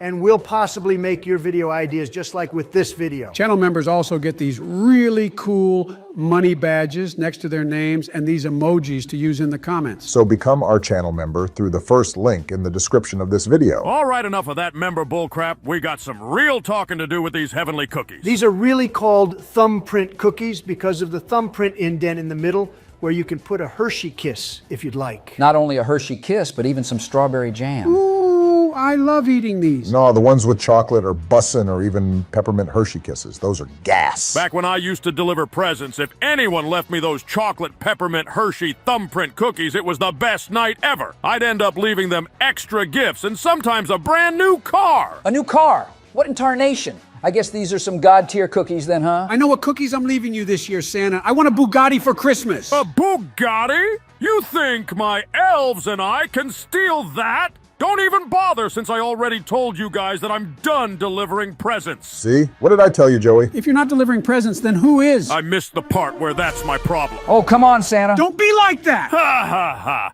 I'm messing with y'all, but Brian and Stewie have that under control while I undergo my new operation. What the hell? You're leaving Christmas up to an evil baby and a literal dog? Wait a second, didn't they deliver presents for you before? Yeah, they did last year, and it was a shit show. Need some kind of indication that Santa was here. Oh, okay, how about this? Look, hey, now they know he was here. See? Stop it! You know what? I might even make a sandwich. Where are you going? I'm going into the kitchen. I'm gonna make a sandwich, get some chips or something. Brian and Stewie nearly messed everything up and nearly killed a family. Listen here, you old fat man. It wasn't my fault, it was all Brian. Don't blame me. I just wanted to snack on something more than milk and cookies. Santa doesn't go in random people's kitchens stealing chips and making sandwiches. Does he, Brian? Actually, I do. What? I've cleared out people's pantries and fridges plenty of times and even cooked up a steak and lobster to fine dine on Christmas night. Wait, what? Why? You have cookies for a reason. What's going on? I don't know, but I'm getting sleepy. A lot of times, people leave me some crappy cookies and diet soy milk. Like, are you trying to poison me or something? Leave me some whiskey and steak since I need to eat and drink good. See what I mean, Stewie? Can you really blame Santa? That's exactly why I wanted a damn sandwich or a dog bone. That's why any food I see in the fridge or pantry is mine, because I traveled the entire world in one night for millions of people. God damn it! All right, enough. Nobody asked a baby or a dog to join this VC. Get out of here, you filthy animals. Hey, I'm not a filthy animal. I have to get back to my live stream anyways. Brian and I are playing Fortnite with Peter and Rudolph. Yeah, Rudolph is a tryhard and sweats his red nose off for no reason. Don't care, bye. Rudolph best be at the North Pole right now, or else he's getting it. Now, how is a dog and a reindeer playing Fortnite? At this point, I'm not surprised, but anyways, back to ranking cookies. Guys, why do these cookies look weird? They're called Linzer cookies, Joseph, and imagine an Oreo, but with jelly in it. The what? That's not a good way to explain it at all. I think the best way to explain these cookies is by throwing them into the trash can. No, just wait a second. Linzer cookies just scream the holidays and are fantastic when made right. Laura does a perfect job making these, and I'll even bring them to Barack's Christmas party. Too bad I won't be able to try them since Barry's not letting me go to the party. Nah, don't bring them because nobody's gonna want them busted cookies, bro. Yeah, these cookies are mid-towers. End of story. Oh, stop it. Just wait till you've tried Laura's. She not only puts jam in the cookie, but hazelnut chocolate too. Nah, I'm good. These cookies, or rather sandwich cookies, take too much work to eat. Now, moving on to shortbread cookies. Ooh, these are easy to eat from my dentures. Jill usually bakes these for me, and she does a very solid job with them. I feel like these are a little too plain for my liking. It just depends what toppings you put on these cookies. This is the type of cookie that doesn't need any crazy topping to taste good, since it already has a wonderful, rich and buttery taste. Yeah, I agree. These are really simple yet delicious. I can get around eating these cookies, but they're certainly not my first choice. I'm just gonna put them in the good tier. Biscotti is next up. Would you even consider this a cookie? It doesn't even look like one. Even though it looks nothing like one, it's still considered a cookie. And they're actually very versatile since you can dip these in your coffee or even put them in your ice cream. Oh, really? Ice cream? This is instantly God tier then. Hold your damn horses, Sleepy Joe. Practically all cookies can be a nice addition to ice cream. Then put every cookie in the God tier now. Bro, that's not how it works. Biscotti is not bad, but I don't think it meshes really well with all the others we've ranked. Eating this is like biting into a damn rock. A few years back ago, when I was delivering presents, a stupid family left me some biscotti, and when I bit into it, it broke my tooth. Ow, that's gotta hurt, partner. So I ended up taking all their presents away and left them all some coal and had Rudolph and Blitzen crap in their stocking. Ha ha ha! Stocking filled with reindeer manure. That's a good one. They got what they deserve since biscotti is mid. Hey, that's not nice, Santa. If you keep that act up, then you'll be on the naughty list. Does it sound like I care? Shut up before I put some spiders in your stocking or something worse. Spider? Yes, do it so I can turn into Spider-Man. You're actually dumb. Oh, my brain cells have left the chat. Damn, that must explain why some kid in Queens turned into Spider-Man 2 decades back ago. There's not a chance that Santa Claus is the reason why Peter Parker is Spider-Man. Well, it seems like that's the case since the name on the stocking was Peter Parker. And I did leave some spiders in that same stocking, so yeah. Well, that's a Spider-Man origin story that I've never heard till now. Sheesh, bro. Ooh, chocolate chip cookies, my favorite. The good old chocolate chip cookie, but with a twist. These Christmas-themed ones have M&Ms and white chocolate chips in them. No, that's gonna slap. Yeah, the only right answer for this cookie is God tier since you can never go wrong with a classic. Oh, look, it's coconut macaroons. These are amazing as well. Again, is this even a cookie?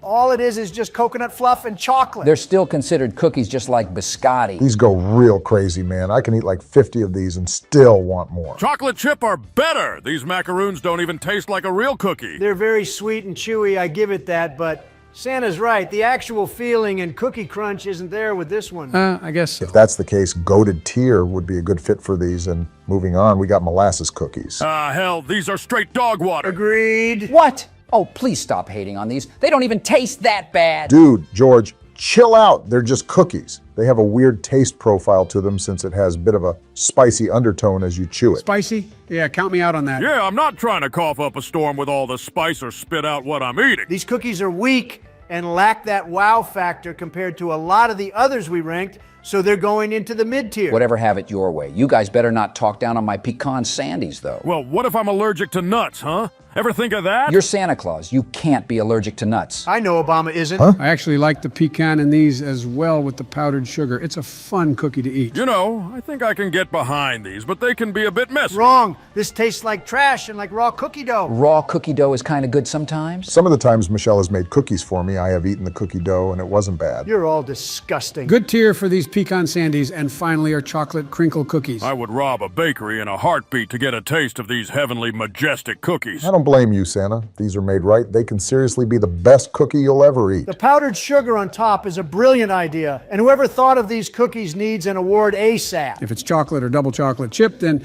count this bite and in. Yeah, I think we all can agree this cookie is God tier because of how rich and chocolatey it is. Well, that's the entire Christmas cookie tier list. Man, I just can't believe it's December already. Time really does fly. You got that right, Barack.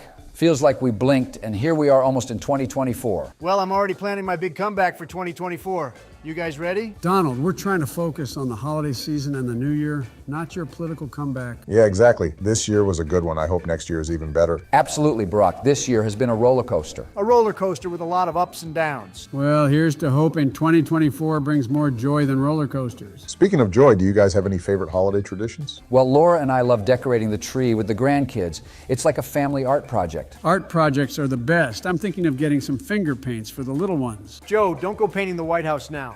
Maybe just the Oval Office. And what about you, Barack? Any special traditions? Well, every year on Christmas Eve, the family and I build a whole gingerbread house village, and it's always a blast. A village? Wow, that sounds awesome. I might borrow that idea from my grandkids. Speaking of gingerbread, did you guys know that gingerbread toast crunch cereal exists? Oh yeah, gingerbread toast crunch. Those are fire. What? I had no idea these even existed. Me neither. These look terrible. Hell no, Donald. I just got these at the store the other day, and these hoes smack. Trust me. Ooh, guys, we should make a Christmas cereal tier list, just like we did for Halloween cereals. Let's do it, fellas.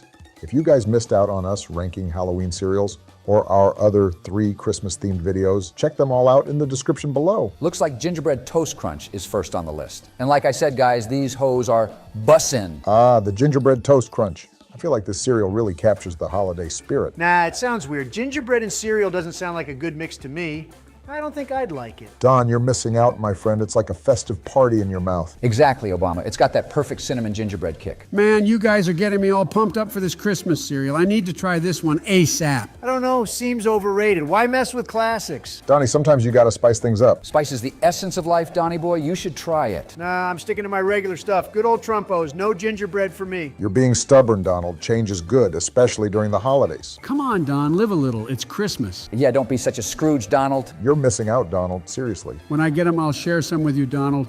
and we'll confirm if they're as good as Barack and George say. It's a deal, Joe. We'll convert him one cereal bowl at a time. Good luck with that. I doubt I'll change my mind. Never say never, Donald. You might surprise yourself. Anyways, I'm throwing these bad boys on the God tier. Before we move on, if you're enjoying the video and want even more videos from us, be sure to hit that like and subscribe button to never miss out on a video. Next up is another Toast Crunch flavor, but this time it's Sugar Cookie Toast Crunch. I've had this one before and it's so good. Oh yeah, these are even better than the gingerbread ones in my opinion. I can't go wrong with a good sugar cookie flavor. This flavor takes me back to my Texas roots.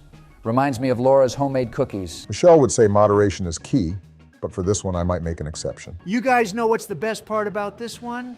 When you finish all the cereal, you're left with that sugar cookie flavored milk. It's tremendous. Ooh, I can't deny that. It's like a bonus round of joy after the cereal's gone. Speaking of joy, have you tried it with hot cocoa instead of milk? Oh, now that's a Texan twist right there. Hot cocoa with cereal. You guys are turning breakfast into a dessert. Well, why not? 'Tis the season. Absolutely, Barack. Now, where do we place it? It's got to be high up. Easily God tier. What's next on the list? Oh my God, elf-themed cereal. This is instantly God tier. Chill the hell out, Towers. You sound like Joseph. Hey! We're not putting it on God tier just because it's elf-themed. Come on, you guys know that's my favorite Christmas movie. And the cereal tastes so good, too. Yeah, the cereal is good, but definitely not as good as the two Toast Crunch flavors we just ranked. Let's be real, George. Yeah, I do like the sweetened corn puffs and holiday marshmallows in this one, but it just doesn't compare to that Sugar Cookie Toast Crunch flavor. But Sugar Cookie Toast Crunch don't got Buddy the Elf on the box, pal. Who cares about the stupid box, Towers? We're ranking these based off the flavor and taste. But it's Buddy. Okay, we cannot trust his opinion on this cereal. Where should we rank it? To me, it ain't bad, but it ain't nothing too special. I say good tier. I agree, but if these didn't have those pink and green Christmas tree marshmallow, these would belong on mid-tier. All right, good tier it is for this elf cereal. Man, I can't believe you guys are disrespecting Buddy the Elf like that. Put some respect on his cereal. Shut it, Towers. Moving on, we got cinnamon vanilla Lucky Charms. Now, this flavor is a nice twist on a classic cereal.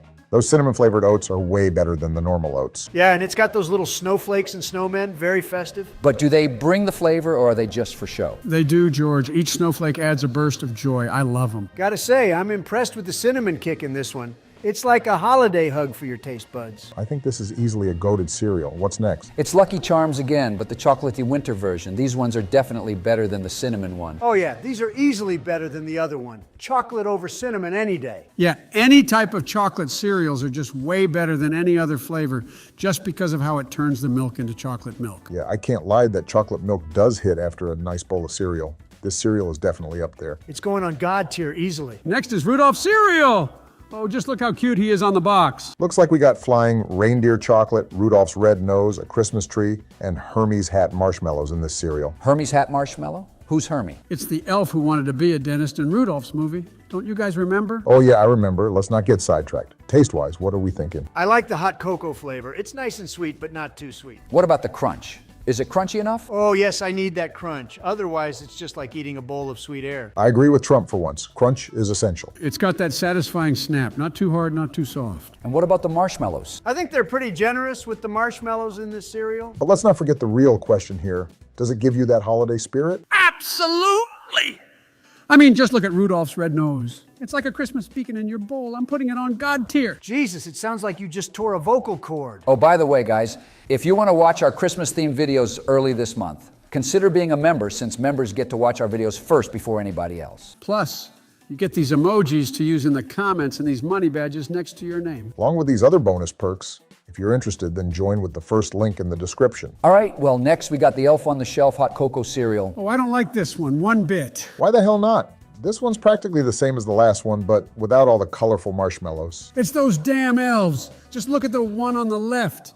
Being so creepy, peeking his head over the cereal like that. Okay, I can't lie, those elves on a shelf do be pretty creepy, especially with that side eye they're doing. Ha! What a bunch of babies scared of a Christmas elf. How pathetic. Yeah, couldn't be me, but what about the taste of this cereal, fellas? I say it's just as good as the Rudolph hot cocoa one. No, it's not. Rudolph's cereal's got those flying reindeer and Rudolph's nose, and this one's just got, what even are those? Stars and normal marshmallows? Yeah, even though Rudolph's and this cereal taste pretty similar to me, I think Rudolph's cereal does the Christmas theme way better with all the different marshmallows it has. Towers may be onto something here. I do like how colorful the Rudolph one is. All right, we'll throw it on the goated tier, and the next cereal we have is Elf on the Shelf Sugar Cookie cereal. Well, here's a colorful cereal for you, Donald. Colorful? Yes. Tasty? No. This cereal is mid. The other Elf on the Shelf cereal is better. No, any cereal is better than these creepy elf cereals. Why don't you like this one, Donald? And I'm pretty sure we all know why Joey doesn't like it. Creepy. This one barely tastes like a sugar cookie. In the other Elf cereal, I could clearly taste the hot cocoa flavor. Yeah, not gonna lie, the Sugar Cookie Toast Crunch did the sugar cookie flavor way better than this one. That's true, but the cereal is still pretty good, though. It's not terrible for what it is. I'll throw it on the good tier. What do we got next? Captain Crunch's Christmas Crunch is next. Oh, this box looks dope. Reminds me of the Christmas sweater I got on in my profile picture. I love how he's holding a present that says, "From the captain to you." The captain got me a gift. Enough about the box. What's the difference between normal Captain Crunch and this Christmas one? This is pretty much the same thing as normal Captain Crunch, except this one's got some holiday-themed berries. Man, it would have been cool to see a different flavor for the holidays, but Captain Crunch is still a fire cereal anyways. Yes, Captain Crunch is tremendous, and this Christmas one is even more tremendous. This deserves God tier. I don't know about that, Donnie. The cereal doesn't even compare to the Rudolph cereal. Those two Toast Crunch cereals are way better as a Christmas cereal than this. They shouldn't be on the same tier. I can agree with that, but this is still a really good cereal in general, so I'll throw it on Goated. All right, the hot cocoa puffs are next. Man, there's so many hot cocoa flavored cereals on this list. Yeah, honestly, there's not many Christmas-themed flavors you could do as a cereal, so it makes sense why there's so many of the same flavors in these cereals. Yeah, but out of all the hot cocoa flavored cereals, this one's the best. I mean, it's Cocoa Puffs for crying out loud. Oh yeah, Cocoa Puffs do smack. And they smack even harder with this hot cocoa flavor. This feels like the perfect hot cocoa cereal. I feel like a kid again when I'm munching on these. It's like a trip down memory lane to Saturday morning cartoons and Cocoa Puffs, but with marshmallows. Oh, I love those little marshmallows in this one. It feels like this is what Cocoa Puffs were missing. Facts. Cocoa Puffs with marshmallows are far superior to the original one. Yeah, this is an all-around great cereal, but I wish the box wasn't so small. Me and the family will run through a box of these in just a couple days. Days? Huh, try minutes, Barack. Goddamn! You down this whole box alone in minutes? I'm not surprised at all, but anyways, this cereal is going on the God tier. Trix Kithmas is next up, and the way this is spelled out reminds me of how Mike Tyson would say it. Oh yeah, you're right. If Mike Tyson says Merry Christmas, he'd say it as Merry Kithmas. Who's Mike Tyson? Are you guys talking about the Tyson chicken brand? Now that's racist, Sleepy Joe. What? How? I just asked a question. No, Donnie said that because Mike Tyson is, Is what, George? Come on, say it. Yeah, I'll pass. Ha ha, losers! Anyways, there's really nothing different about this box of Trix. It's just the same old Trix you either love or hate, but with a Christmas look. I love how fruity Trix is. It's so flavorful, but I wish this holiday version had a little more to it to be more festive tasting. Wait, did you guys forget that there's marshmallows in these too? Oh yeah, you're right, Towers. I didn't even notice that. Not gonna lie, I didn't either, but yet again another cereal with marshmallows, so nothing really new. I'm going to place this Trix in the good tier, and I hope that silly Wabbit doesn't come steal my tricks. Oh, look, it's another Kithmas cereal, Lucky Kithmas. Just like the Trix, it's basically the same cereal, but with that holiday look. This would be better if it was chocolate instead. Not everything has to be chocolate, Donnie. It's kind of nice not having all your cereal taste like a chocolate coma sometimes. Typically, any chocolate cereal is bussin', so I don't really blame Donnie. It's not like cereal is some healthy food to eat anyways. When you really think about it, the amount of sugar and additives they have is kind of wild. Yeah, and that's why cereal is tremendous. Yeah, and that's why you're built like an orange. And that's why you're built like a skinwalker. Just shut your asses up and rank the damn cereal. I feel like you can never go wrong with Lucky Charms, but in terms of it being Christmassy, it doesn't bring that holiday feel to it like some of the others on this list. True, the only difference with this cereal is that the marshmallows are red and green, and that's literally it. All right, mid-tier it is for the cereal, and what do we got next? Next up, we got Icy cereal, and this one is... Hey guys! I missed you all so much. Oh, not this fool again. Buddy, hey man, how are you doing? Oh, hey Mr. Bush, I'm doing pretty swell. Hey buddy, how's things with Santa? Yeah, has Santa still been acting weird? Unfortunately, yes. He's having us elves work overtime and not even feeding us. Good, because any food you touch, you ruin. No, I don't. I make any food I eat very magical. Then can you make this disgusting ass Icy cereal magical? Probably not, because this cereal is already doomed from the start. No, it's not.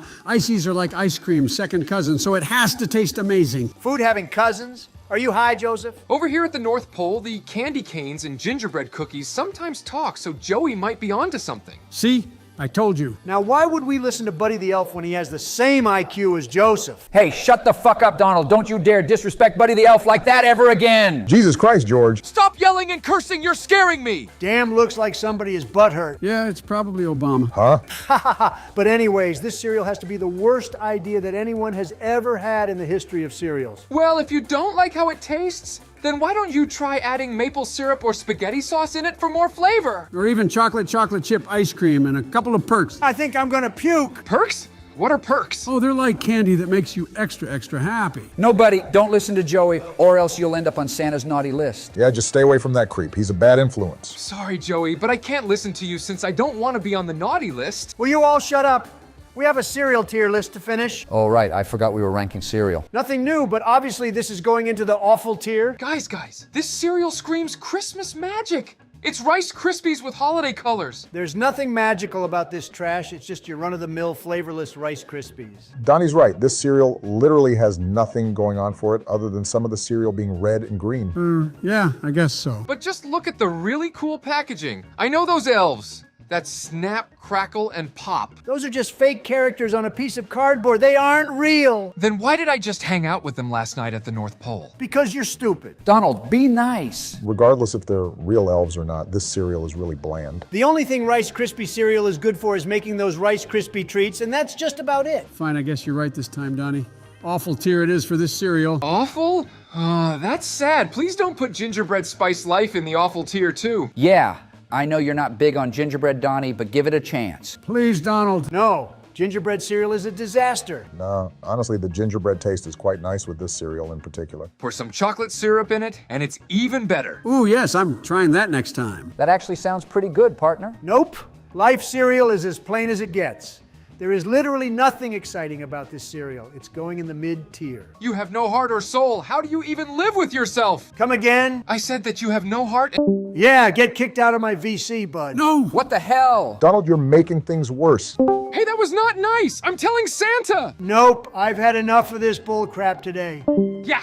He's definitely going on the naughty list. Christmas is so close, guys. I already know I'm going to miss this time of year as soon as it's over. Yeah, me too, because it may or may not be my final Christmas until I'm, you know. Joey, don't do yourself like that, bro. We're the ones that are supposed to joke around with you on that, not you. Now, why did this get depressing so fast? What the hell, Joseph? I'm sorry, okay? Well, Joey, if that time does come, what song do you want played at your funeral? All I Want for Christmas is You by Mariah Carey. No shot. You idiot. Are you frickin' serious, Joey? Yes. It's my favorite and the best Christmas song. Best Christmas song? Yeah, I'll just go get the casket ready. I never heard of anyone playing a Christmas song at a funeral. And out of all the amazing Christmas songs, he chooses Mariah Carey's? Oh, shut up. Mariah Carey is my spirit animal, and I listen to that song on the daily when I work out. You working out? The hell? I bet you lift 2-pound weights and break a bone every single time you squat. I lift 1-pound weights, actually, for your information. You know, speaking of Christmas songs, we should go ahead and make a Christmas song tier list since Christmas is literally in a few days. As long as I don't get to hear that annoying Mariah Carey song, then I'm here for it. Don't diss my queen. I want to hear you try and sing a #1 Christmas song, you bitch. Oh, I'm already way ahead of you, Sleepy Joe. I made 2 Christmas bangers in the studio, and they're gonna overtake Mariah Carey. Biden's a schmuck, Nancy's corrupt, Hillary Clinton, she really sucks. My tweets were rude, Michelle's a duper, Barack is a cuck, Adam 22, Hunter's laptop, Trump towers, Trump steak 2, Trump water, Trump Kindle. You really just diss my damn wife, Donnie? Hey, I'm not a schmuck, and leave Hunter alone. Damn, partner, that actually was pretty hard. Just wait till you listen to my other song. It's a certified hood classic. All I want for Christmas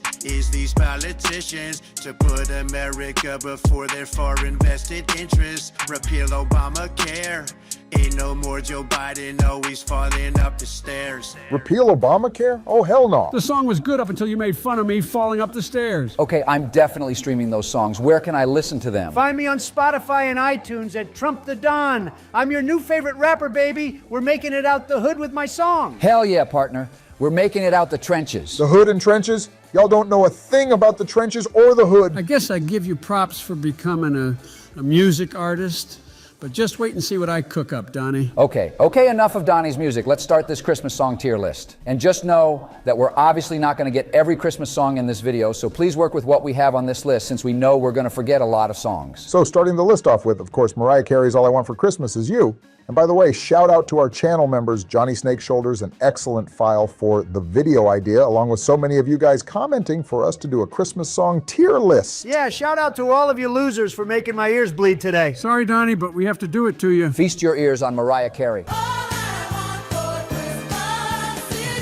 Oh, thank God it's over. What? No. Play more Mariah. Yeah, come on. That was only 5 seconds. Sorry, but no. The unfortunate thing is, or fortunate, depending on how you look at it, we can only play 5 seconds of every song that we rank today. Good, go play my songs instead. Shut up, Donald. Since YouTube is really strict with their copyright, that's why we can't even play 10 seconds of any of these Christmas songs without the video getting blocked. Oh yeah, you're right. Oh man. This is quite literally the most overplayed Christmas song of all time, making it bad. But a song being overplayed doesn't make it bad. This is a timeless classic, and you can't deny that. The song came out 29 years ago in 1994, which is crazy. Yeah, almost 30 long years of pain and suffering. Stop being a Grinch, Donald. Christmas only comes once a year. It's not like you hear this song or any of these Christmas songs all year long. But some insane people start playing this wretched song in October. That is not true. Actually, I do. Shut up, Joey. See? The earliest I'll play this song and all the other Christmas songs is November. Yeah, that's true. Michelle and I typically get into the holiday spirit right after Thanksgiving, but I honestly think as overplayed and overrated as this song can be, I'm still going to place it in the good tier since it is now an inevitable Christmas classic. Yeah, the moment November 1st hits, all retail workers are going to start suffering when they hear this song 24/7. I'm sure there's some Christmas songs those retail workers don't mind hearing. Last Christmas by Wham definitely being one of them. Last Christmas, I gave you my heart, but Nope. Yet again, more overplayed garbage. Screw off, Donnie. How do you not like this song? Yeah, this is such a great song, man. You guys got to realize opinions are like assholes. We all have one, but some are more full of shit than others. Now that's just weird. Oh, whatever, Donald. You're missing out on such a nostalgic sounding and real catchy song. This song came out in 1984, and those 80s vibes make it even better. The 80s was filled with a lot of cheesy songs like this one. Since we won't win Donnie over with this song, let's make him mad and put it in the God tier. Yes, this is definitely a God tier Christmas song. Wrong. The song is mid as hell. You're mid as hell. And oh, by the way, for all of you watching, over 60% of our viewers aren't even subscribed. Wow, that's pretty wild. A lot of you watching are brand new and not subscribed yet. So if you're enjoying our video, hit up that subscribe button. It'll mean a lot if you subscribe, since we're very close to 100,000 subscribers. But back to the tier list, Donnie. You better not say anything bad about Santa Claus is coming to town. You better watch out. You better not cry. You better not pout. I'm telling you. Yeah, you better watch out and not cry about this song. The thing is, which version of this song are we talking about? Michael Jackson's, Bing Crosby's, or Frank Sinatra? Now that's a good question. I honestly like all of them. It's hard to decide. That's the thing with a lot of these Christmas songs. There's so many versions of all of them sung by different people. I kind of like Bing Crosby's version more, but all of them aren't bad. Wrong. Frank Sinatra's version is the best. But the energy of Michael Jackson's version is just great. Even though it's great, I feel like there are better Christmas songs, so I'm just going to place this one in the good tier. Deck the Halls is up next, and all I remember with this song is fa la la la la la la la la. Deck the halls with boughs of holly, fa la la la la la la la la. Yeah, and it's so much fun to sing. I love singing this song with my grandchildren. Honestly, the whole fa la la la la la la la la is very overplayed, but it is iconic. Exactly my thoughts, Deck the Halls is mid. I personally think that's a harsh ranking, but whatever. Feliz Navidad is the next Christmas song. Feliz Navidad, wish you a Merry Christmas from the bottom. Yeah, I almost forgot about this song. This is a really good one, too. I feel like it's an underrated Christmas song. I don't think this song is that bad, but it does get a little repetitive. But you can say that for a lot of these Christmas songs, since most of them are the same lyrics over and over again. That's literally what the structure of a song is, you dumbasses. But some songs don't have structure like this one, since the only things he says in the song is Feliz Navidad, and I want to wish you a Merry Christmas. But that's the beauty of it. It's a simple and straightforward song. Yep, and that's why I'm putting it in the good tier, and moving on is a classic, Jingle Bells. Jingle bells, jingle all the way. Please tell me that you like this song, Donald. I swear, if you talk down on this song, I'm sending a drone strike to your house. Calm your horses, Towers. If it's Frank Sinatra's version, then yes, I'm a fan of it. Oh, thank God. The intro of Frank Sinatra's version is weird, but the rest of the song is undeniably a heartwarming classic. The crazy part about Jingle Bells is that it was not originally composed as a Christmas song. Wait, really? Yeah, partner. It was written way back in 1857 under the title One Horse Open Sleigh and was intended for Thanksgiving celebrations. 1857? I'm sure Joseph remembers that very well. I actually do. I miss the 1800s because you weren't alive back then. Damn, bro, that's tough. Jingle Bells is an instant God tier and a true Christmas song to put you in the loving holiday mood and spirit. Oh my God, it's Justin Bieber's Christmas song, Mistletoe. But I'ma be under the mistletoe. Shawty with you. Oh, hell no. I forgot about this song. Oh, yeah, good old Justin Bieber. Not just Justin Bieber, but Justin Bieber after he cut his wavy hair to show off that new hairstyle. I can't believe there's a Christmas song that's somehow worse than Mariah Carey's. Hey, leave the Bieber alone. Have a little Bieber fever. I despise you. I mean, I don't think the song is awful. It just doesn't compete with any of these classics. And those are my exact thoughts, George, but I'm not going to cap. I did have this song on repeat back when it first came out. Oh, you're one of those believers too? Jesus. Wakanda Forever? No, more like Belieber Forever. I'd rather listen to the parody version of this song from the Key of Awesome. Get more ass than a toilet seat. Ooh, I stepped in some poo. Would you scrape off my shoes? They're new. Oh, I remember that. Those were the good days, man. You'd rather listen to that? Yeah, your music taste is chalked. Shut up, this song is mid, just like your wife. I'm gonna act like I didn't hear that, Donnie. Moving on. Moving on to these awesome money badges and emotes you get for becoming our channel member. If you guys want to watch our new videos first and early, then become our channel member. You get all these tremendous benefits. So if that all sounds terrific, press the first link in the description to become our amazing channel member. All right, so Let It Snow from Dean Martin is next up. Let it snow, let it snow, let it snow. Man, it doesn't show. Dean Martin's version is definitely the superior version since it has more of a cozy atmosphere to it. Just imagine gathering around a warm fireplace, decorated with Christmas lights, with the smell of cookies being baked in the oven, while it's snowing outside. This song just gives you that fuzzy feeling. This song was made back in 1959, and over 60 years later, it's a timeless classic, making it a God-tier Christmas song. Rockin' Around the Christmas Tree by Brenda Lee is our next song to rank, and that 1950 sound it has to, it is just nostalgic. Rocking around the Christmas tree at the Christmas party. Oh, it's that one Home Alone song. Remember that one scene with the fake house party? I do remember. That song was a perfect fit for that scene. That's a good use of that song in Home Alone, and there's just something real nice hearing these Christmas songs in some good old Christmas movies. This song surprised me, not only with it being real catchy, but the fact that Brenda Lee recorded this song when she was only 13, back in 1958. What? Just at 13, she made one of the most iconic Christmas songs. At 13, I was eating ice cream and getting bullied at school because of my unicorn lunchbox and t-shirts. At 13, I was getting faded, selling dope in Pop-Tart boxes and shooting hoops and ops with the homies. At 13, I was living at my mom and dad's farm, taking care of the crops and animals. At 13, I received a small loan of $1 million from my father and had the highest net worth in my whole school. Yeah, shut up about your quote-unquote small loan. The only thing that's small is your... Anyways, Rockin' Around the Christmas Tree is a God-tier song. Ooh, Jingle Bell Rock is the next song. Jingle bell, jingle bell, jingle bell rock. Jingle bell. I'm not gonna lie, so many of these Christmas songs you really can't get enough of, and this is one of them. I agree, and a lot of these songs are classics, so it's gonna be real hard not to put them in the God tier. And a lot of these songs were made back in the 50s, and those that were made during that time were actually the best ones. Oh look, Donald not being a Scrooge for once. Shut up, don't ruin it. Giddy up, jingle horse, pick up your feet, jingle around the clock. I love this song so much. That's the Jingle Bell. That's the Jingle Bell Rock. Stop it, stop singing. Christmas songs are just contagious, bro. I'm slapping this hoe in the God tier. Winter Wonderland from Bing Crosby is our next Christmas song. As we go along, walking in a winter wonderland.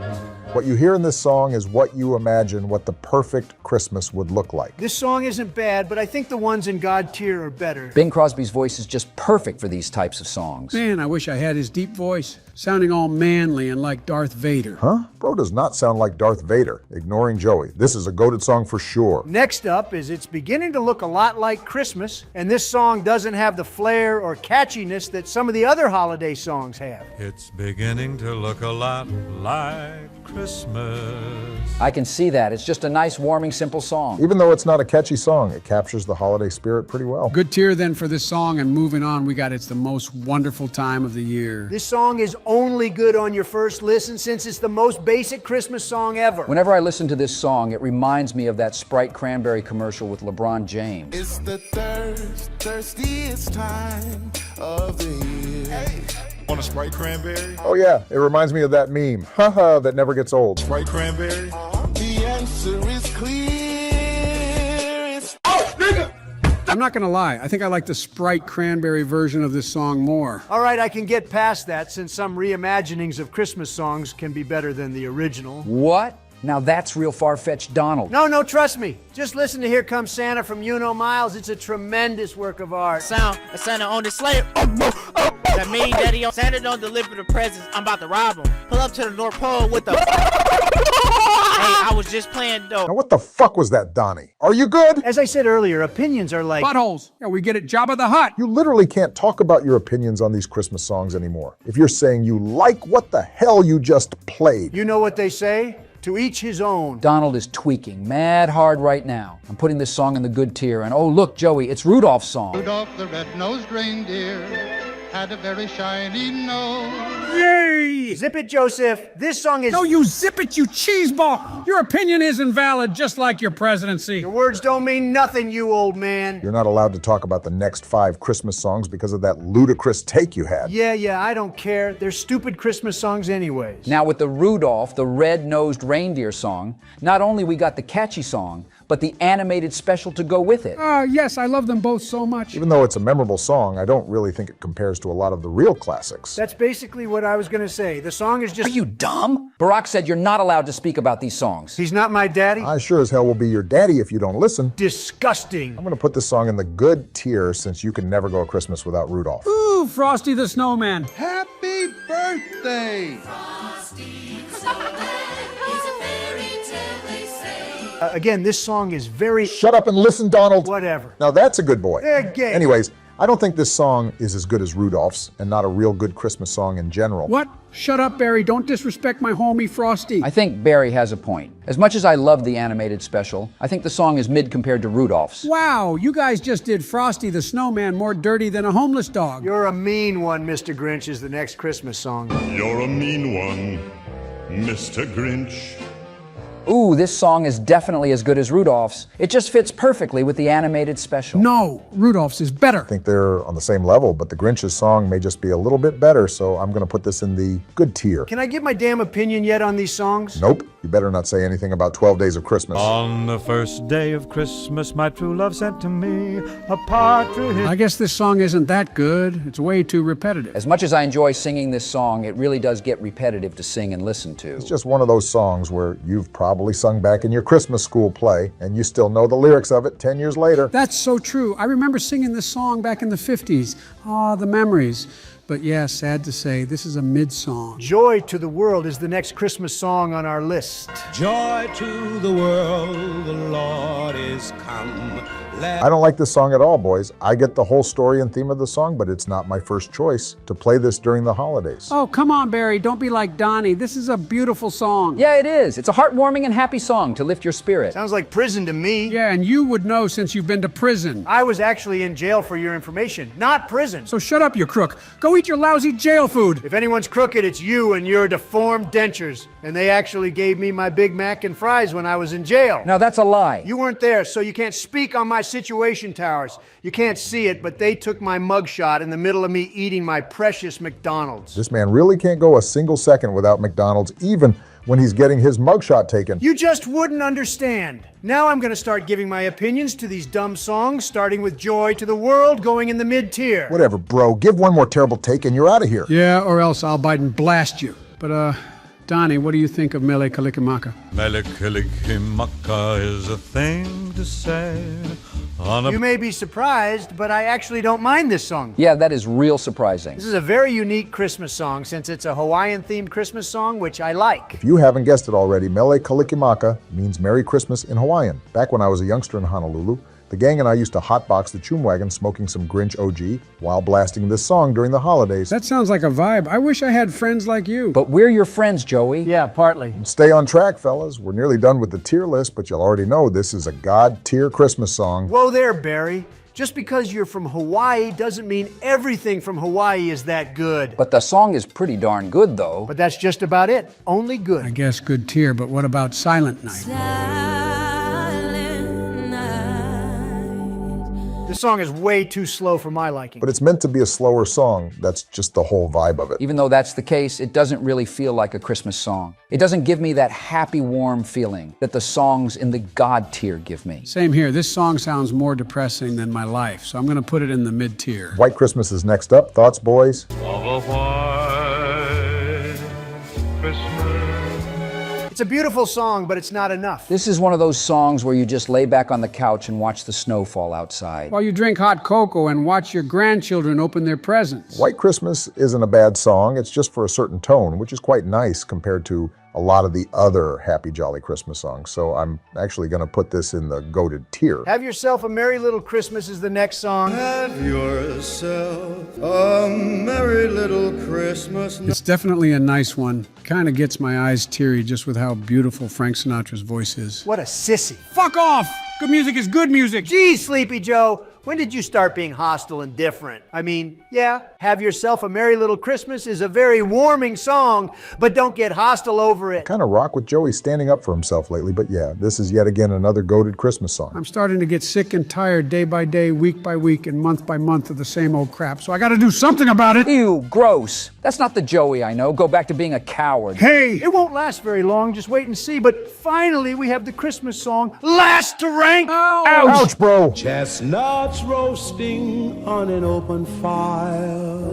What's a chestnut? It's a nut, you doofus. These chestnuts. Aha, got him! You're actually lame. Even though this song is real soothing, the sad thing about the person who sung it, Nat King Cole, he passed away only at 45 years old in 1965. Oh, that's really, really sad. He didn't live to see the song become a holiday classic that's still played over 70 years later. That's real unfortunate since that man made a real goated song for the holidays. Wow, that's the entire Christmas song tier list. This was so much fun to do, but I'm going to miss hearing all these beautiful songs. We have yet again another highly requested Christmas video from you all. Shout out to our channel member, Caleb Halliday, for the video idea, along with a bunch of you guys also requesting us to rank Christmas-themed characters. Thank you all for the support on our Christmas videos, and if you guys missed our other Christmas videos, check them out in the description. We ranked Christmas songs, Christmas movies, Christmas presents, and cookies. You don't want to miss out on all of those videos. Oh, one more thing. Over 60% of you guys watching right now are actually not even subscribed. You may be a new viewer, and if you are, thank you. And if you are new, subscribe so you don't miss out on our videos and so you can help us reach 100,000 subscribers. Well, with all that said, let's get started ranking some iconic Christmas-themed characters. Let's go! Just know that we're going to forget a lot of characters, so don't be alarmed when you don't see your favorite Christmas characters in this video. First up, we got Santa Claus, which you obviously can't have Christmas without the jolly fat man himself. I want to sit on Santa's lap and tell him what I want for Christmas. Get the hell out of here with that bullcrap, Joseph! You're 81 years old and the only thing you should be sitting on is the toilet. Hey, I don't need the toilet since I have my triple extra padded diapers on. What's up, Santa? How we feeling that Christmas is in a few days? I don't really care much. Wow, you're really not delivering presents this year, huh? That's now Brian and Stewie's job since I'm undergoing my new operation. You may see me in the skies on Christmas night, but I'm not dropping down house to house delivering hundreds of thousands of dollars worth of PS5s, Xboxes, and iPhones. Looks like Santa Claus is a washed-up folklore. He can't even be considered Santa if he's not delivering presents. Washed up? Ha! My net worth is 10 times higher than yours, buddy. Probably even more since I lost count with how much money I rake in. I highly doubt that. Now tell me, do you actually know when people are sleeping? Do you know when they're awake? And do you know who's been bad or good? Because that all sounds really weird and an absurd invasion of privacy. I don't really mind it. I see all people. It's not an invasion of privacy. My lawyer, Mr. Goodman, already has me covered on that, so I'm allowed to stalk whoever and whenever I want, since I'm Santa Claus, God damn it! Please come to my house on Christmas night, Santa. I'll leave my door wide open for you. I'll probably end up going to your house to take a dump, so make sure you got extra toilet paper in your bathroom, or I'll end up blasting chocolate stains all over your walls, like how Harry did in Dumb and Dumber. Santa Claus doesn't go in people's houses to go poop. Well, this Santa sure as hell does. Uh-oh, mowed down one cookie too many. Code brown, people. Oh, phenomenal. Ah, f***ing splashback! Dead of winter, East Coast midnight toilet splashback!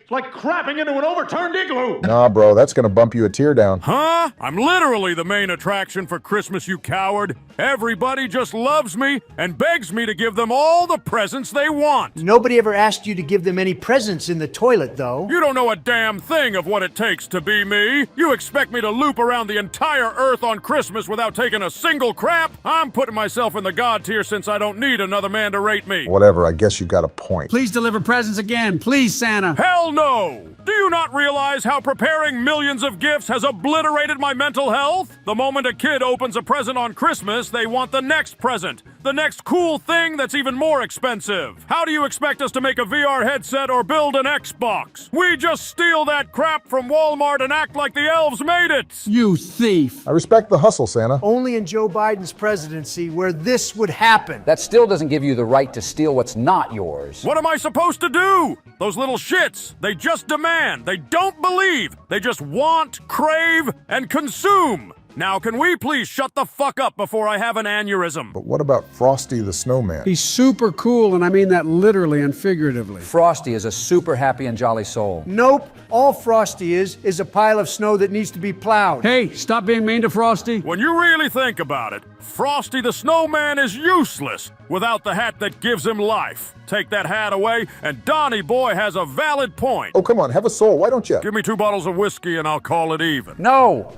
We're not fueling your alcohol addiction. Then you better watch out for your farm, Mr. Towers, but you didn't hear that from me. You pest. Don't you dare. I don't like you anymore, Santa. I don't care, quite frankly. Now moving on. Frosty deserves to go in the mid-tier, nothing more, nothing less. No, Donnie, you can't just do that to such a beloved Christmas icon. I'm gonna put Frosty in the goated tier at the very least. Now don't even get me started on Rudolph. He's been a nightmare with an attitude lately, and he's been eating a lot of processed fast food, so he's not my fastest reindeer anymore. He's useless! Oh, really?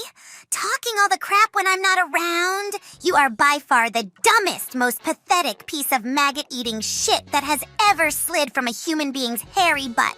You're an emotional cripple. Your soul is dog shit, and every single thing about you is ugly. You're an actual disappointment to your mother and father, you Bambi-looking ass. I'm not dealing with this anymore. I'm out! What just happened? That was awkward. No way a reindeer just put Santa Claus in his place. Where did you even learn those words, Rudolph? From playing a lot of Call of Duty and Fortnite. People can be real toxic towards me because of the way I sound. They call me a squeaker. Yeah, you do sound like a weakling. Don't say that about Rudolph. Everything about Rudolph is amazing. Out of all the reindeer, Rudolph is definitely the most recognizable and popular one with that bright red nose. I feel like Rudolph's story conveys a really good message as well. It encourages you to be yourself despite being the odd one out. Oh, the reindeer that made fun of me are some real chumps, but they got what they deserved after I taught them a lesson. I can admit that your animated special was a classic, and you can't go a single Christmas without hearing your name, so I guess I'll put you in the God tier. That was the only answer from the very beginning. Any other funny answer, and I would have flown to your house and blinded you with my red nose. Ebenezer Scrooge is next up, and he reminds me of Donnie. Nah, Donald is way worse, since Scrooge at least had a change of heart, unlike Spray Tan Man over here. I am not taking no disrespect from a filthy wild animal. Bye, loser! You are so mean to Rudolph. You shouldn't have kicked him. We're in the middle of a tier list. We don't need any distractions. Back to Scrooge. He's a miserly, cold-hearted, wealthy, selfish old man who has little regard for the well-being of others. I don't know what Rudolph was on about saying I'm worse than Scrooge. I've given millions upon millions of dollars away to charities and families. All those millions and billions of dollars, and you haven't gave nothing to me. Oh, well, Joey, you got to get your bread up, man. But Scrooge does go through a transformative experience, redeeming his selfish ways, because he was visited by the ghost of Christmas that ended up showing him how selfish he was. So, yeah, it goes to show how it's never too late for somebody to change their old ways, and that confronting your problems face on lifts that mask off, revealing the new you. Maybe I can learn a thing or two from Scrooge, but I'll think about it. Honestly, I think Scrooge is a goated Christmas character since he teaches everybody a good lesson. Next up, we have a green, smelly monster to rank. You don't got to do the Grinch dirty like that, bro. Jim Carrey's Grinch movie was phenomenal. Everything about his performance was memorable and hilarious to watch. Like I said before, I don't understand the hype around this movie. Shut up, Sleepy Joe. That movie is amazing, and the Grinch is a tremendous character. The Grinch can suck my small dick. I'm not coming anywhere near you, you geezer. Good, because you are as worse as the bubonic plague. Bitch, you were born when the bubonic plague existed. Ah! Shut up, shut up, shut up! Now, what the hell is going on in here? We're ranking Christmas characters, and we're talking about you right now. You down to help us, Grinch? I will, but under one condition. And what's that? That I put myself in the God tier. I mean, you were going to go there anyway, so yeah, go ahead. What? I thought you guys hated me. That's only Joey, but we love you, Mr. Grinch. Wow, are you guys going to replace me with the Grinch? We might as well at this point. No, we ain't replacing anybody. Let's get back to the tier list with Jack Frost being the next character. Jack who? Jack Frost nips at your noses and toes during Christmas. Honestly, I don't think there's really a good version of Jack Frost out there. Even Michael Keaton's version is lackluster and not that exciting. I'm clearly better than Jack in every way. I'm putting him in the mid-tier. Oh yes, it's Buddy the Elf. Buddy the Elf? Oh no. Buddy is annoying and not a good character at all.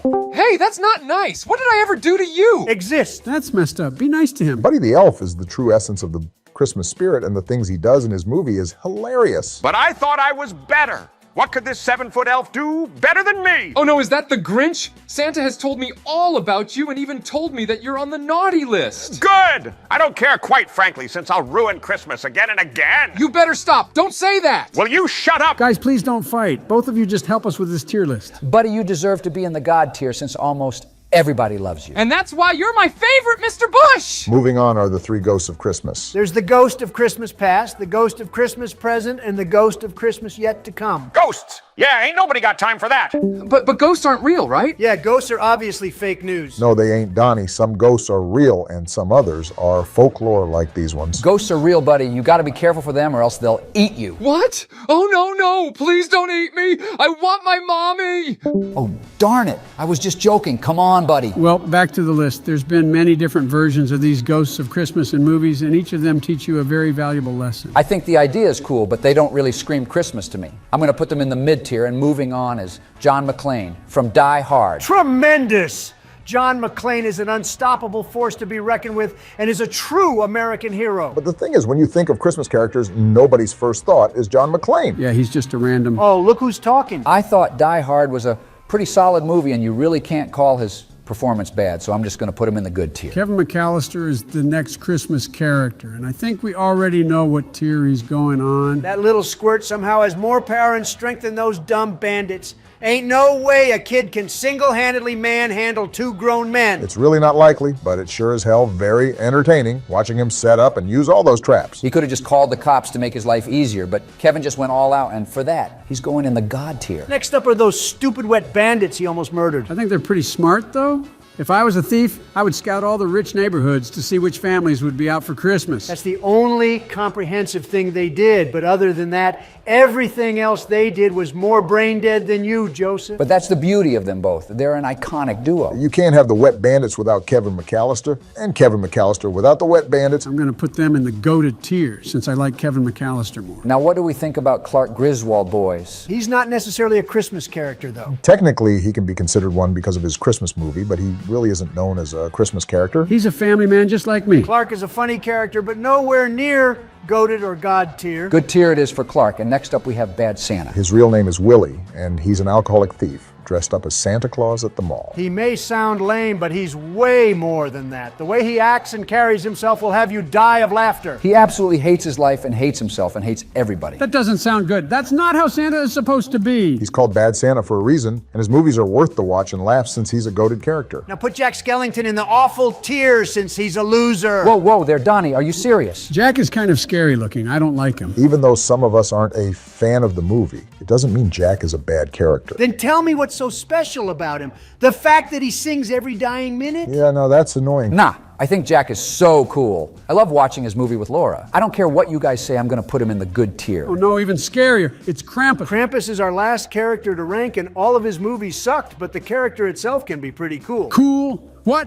Krampus will eat your soul and steal your presents. I don't know, man. If I saw Krampus on top of the roof or in the distance, I would sharp myself partner. Krampus is one unsettling looking creature, but there really hasn't been a good movie portraying him. And for that, he's going in the mid-tier, and that's the entire Christmas character tier list. Now it's time for member shout-outs. Shout out to a Melvin Tanks and Miniminter 17, Brown Sugar, Peanuts Fan 1000, Hamster World, Cooley 21, Will Zoller, I don't know, KG, the MCM, Spinel Jim, Fox Ate My Dinner, Daniel's Weather Space Station, Makoto 13, Christy Hayes, Joe Biden is Stinky Trump 24, Jolchin 1864, Johnny Snake Shoulders, Droids 115, Antonio Ponte, Epic Blabbit, Josephine Willis, this user was taken, Ray the Awesome Dude, Jeffrey Epstein, Obama Rama, Mike O'Moran, Your Average Dragon Ball Z Fan Camden, Thomas Hilberg, Caleb Halliday, Albert Muher, Melanie Elrod, Captain Skull 866, Lee Birch, Maximilian Plays, Kyle Warwick Matthew, A Parrot, Arrow 73, and Mr. Fatty Tyrone for becoming our phenomenal channel members. More shout-outs to Arrepentidos y Convertidos, Zardka,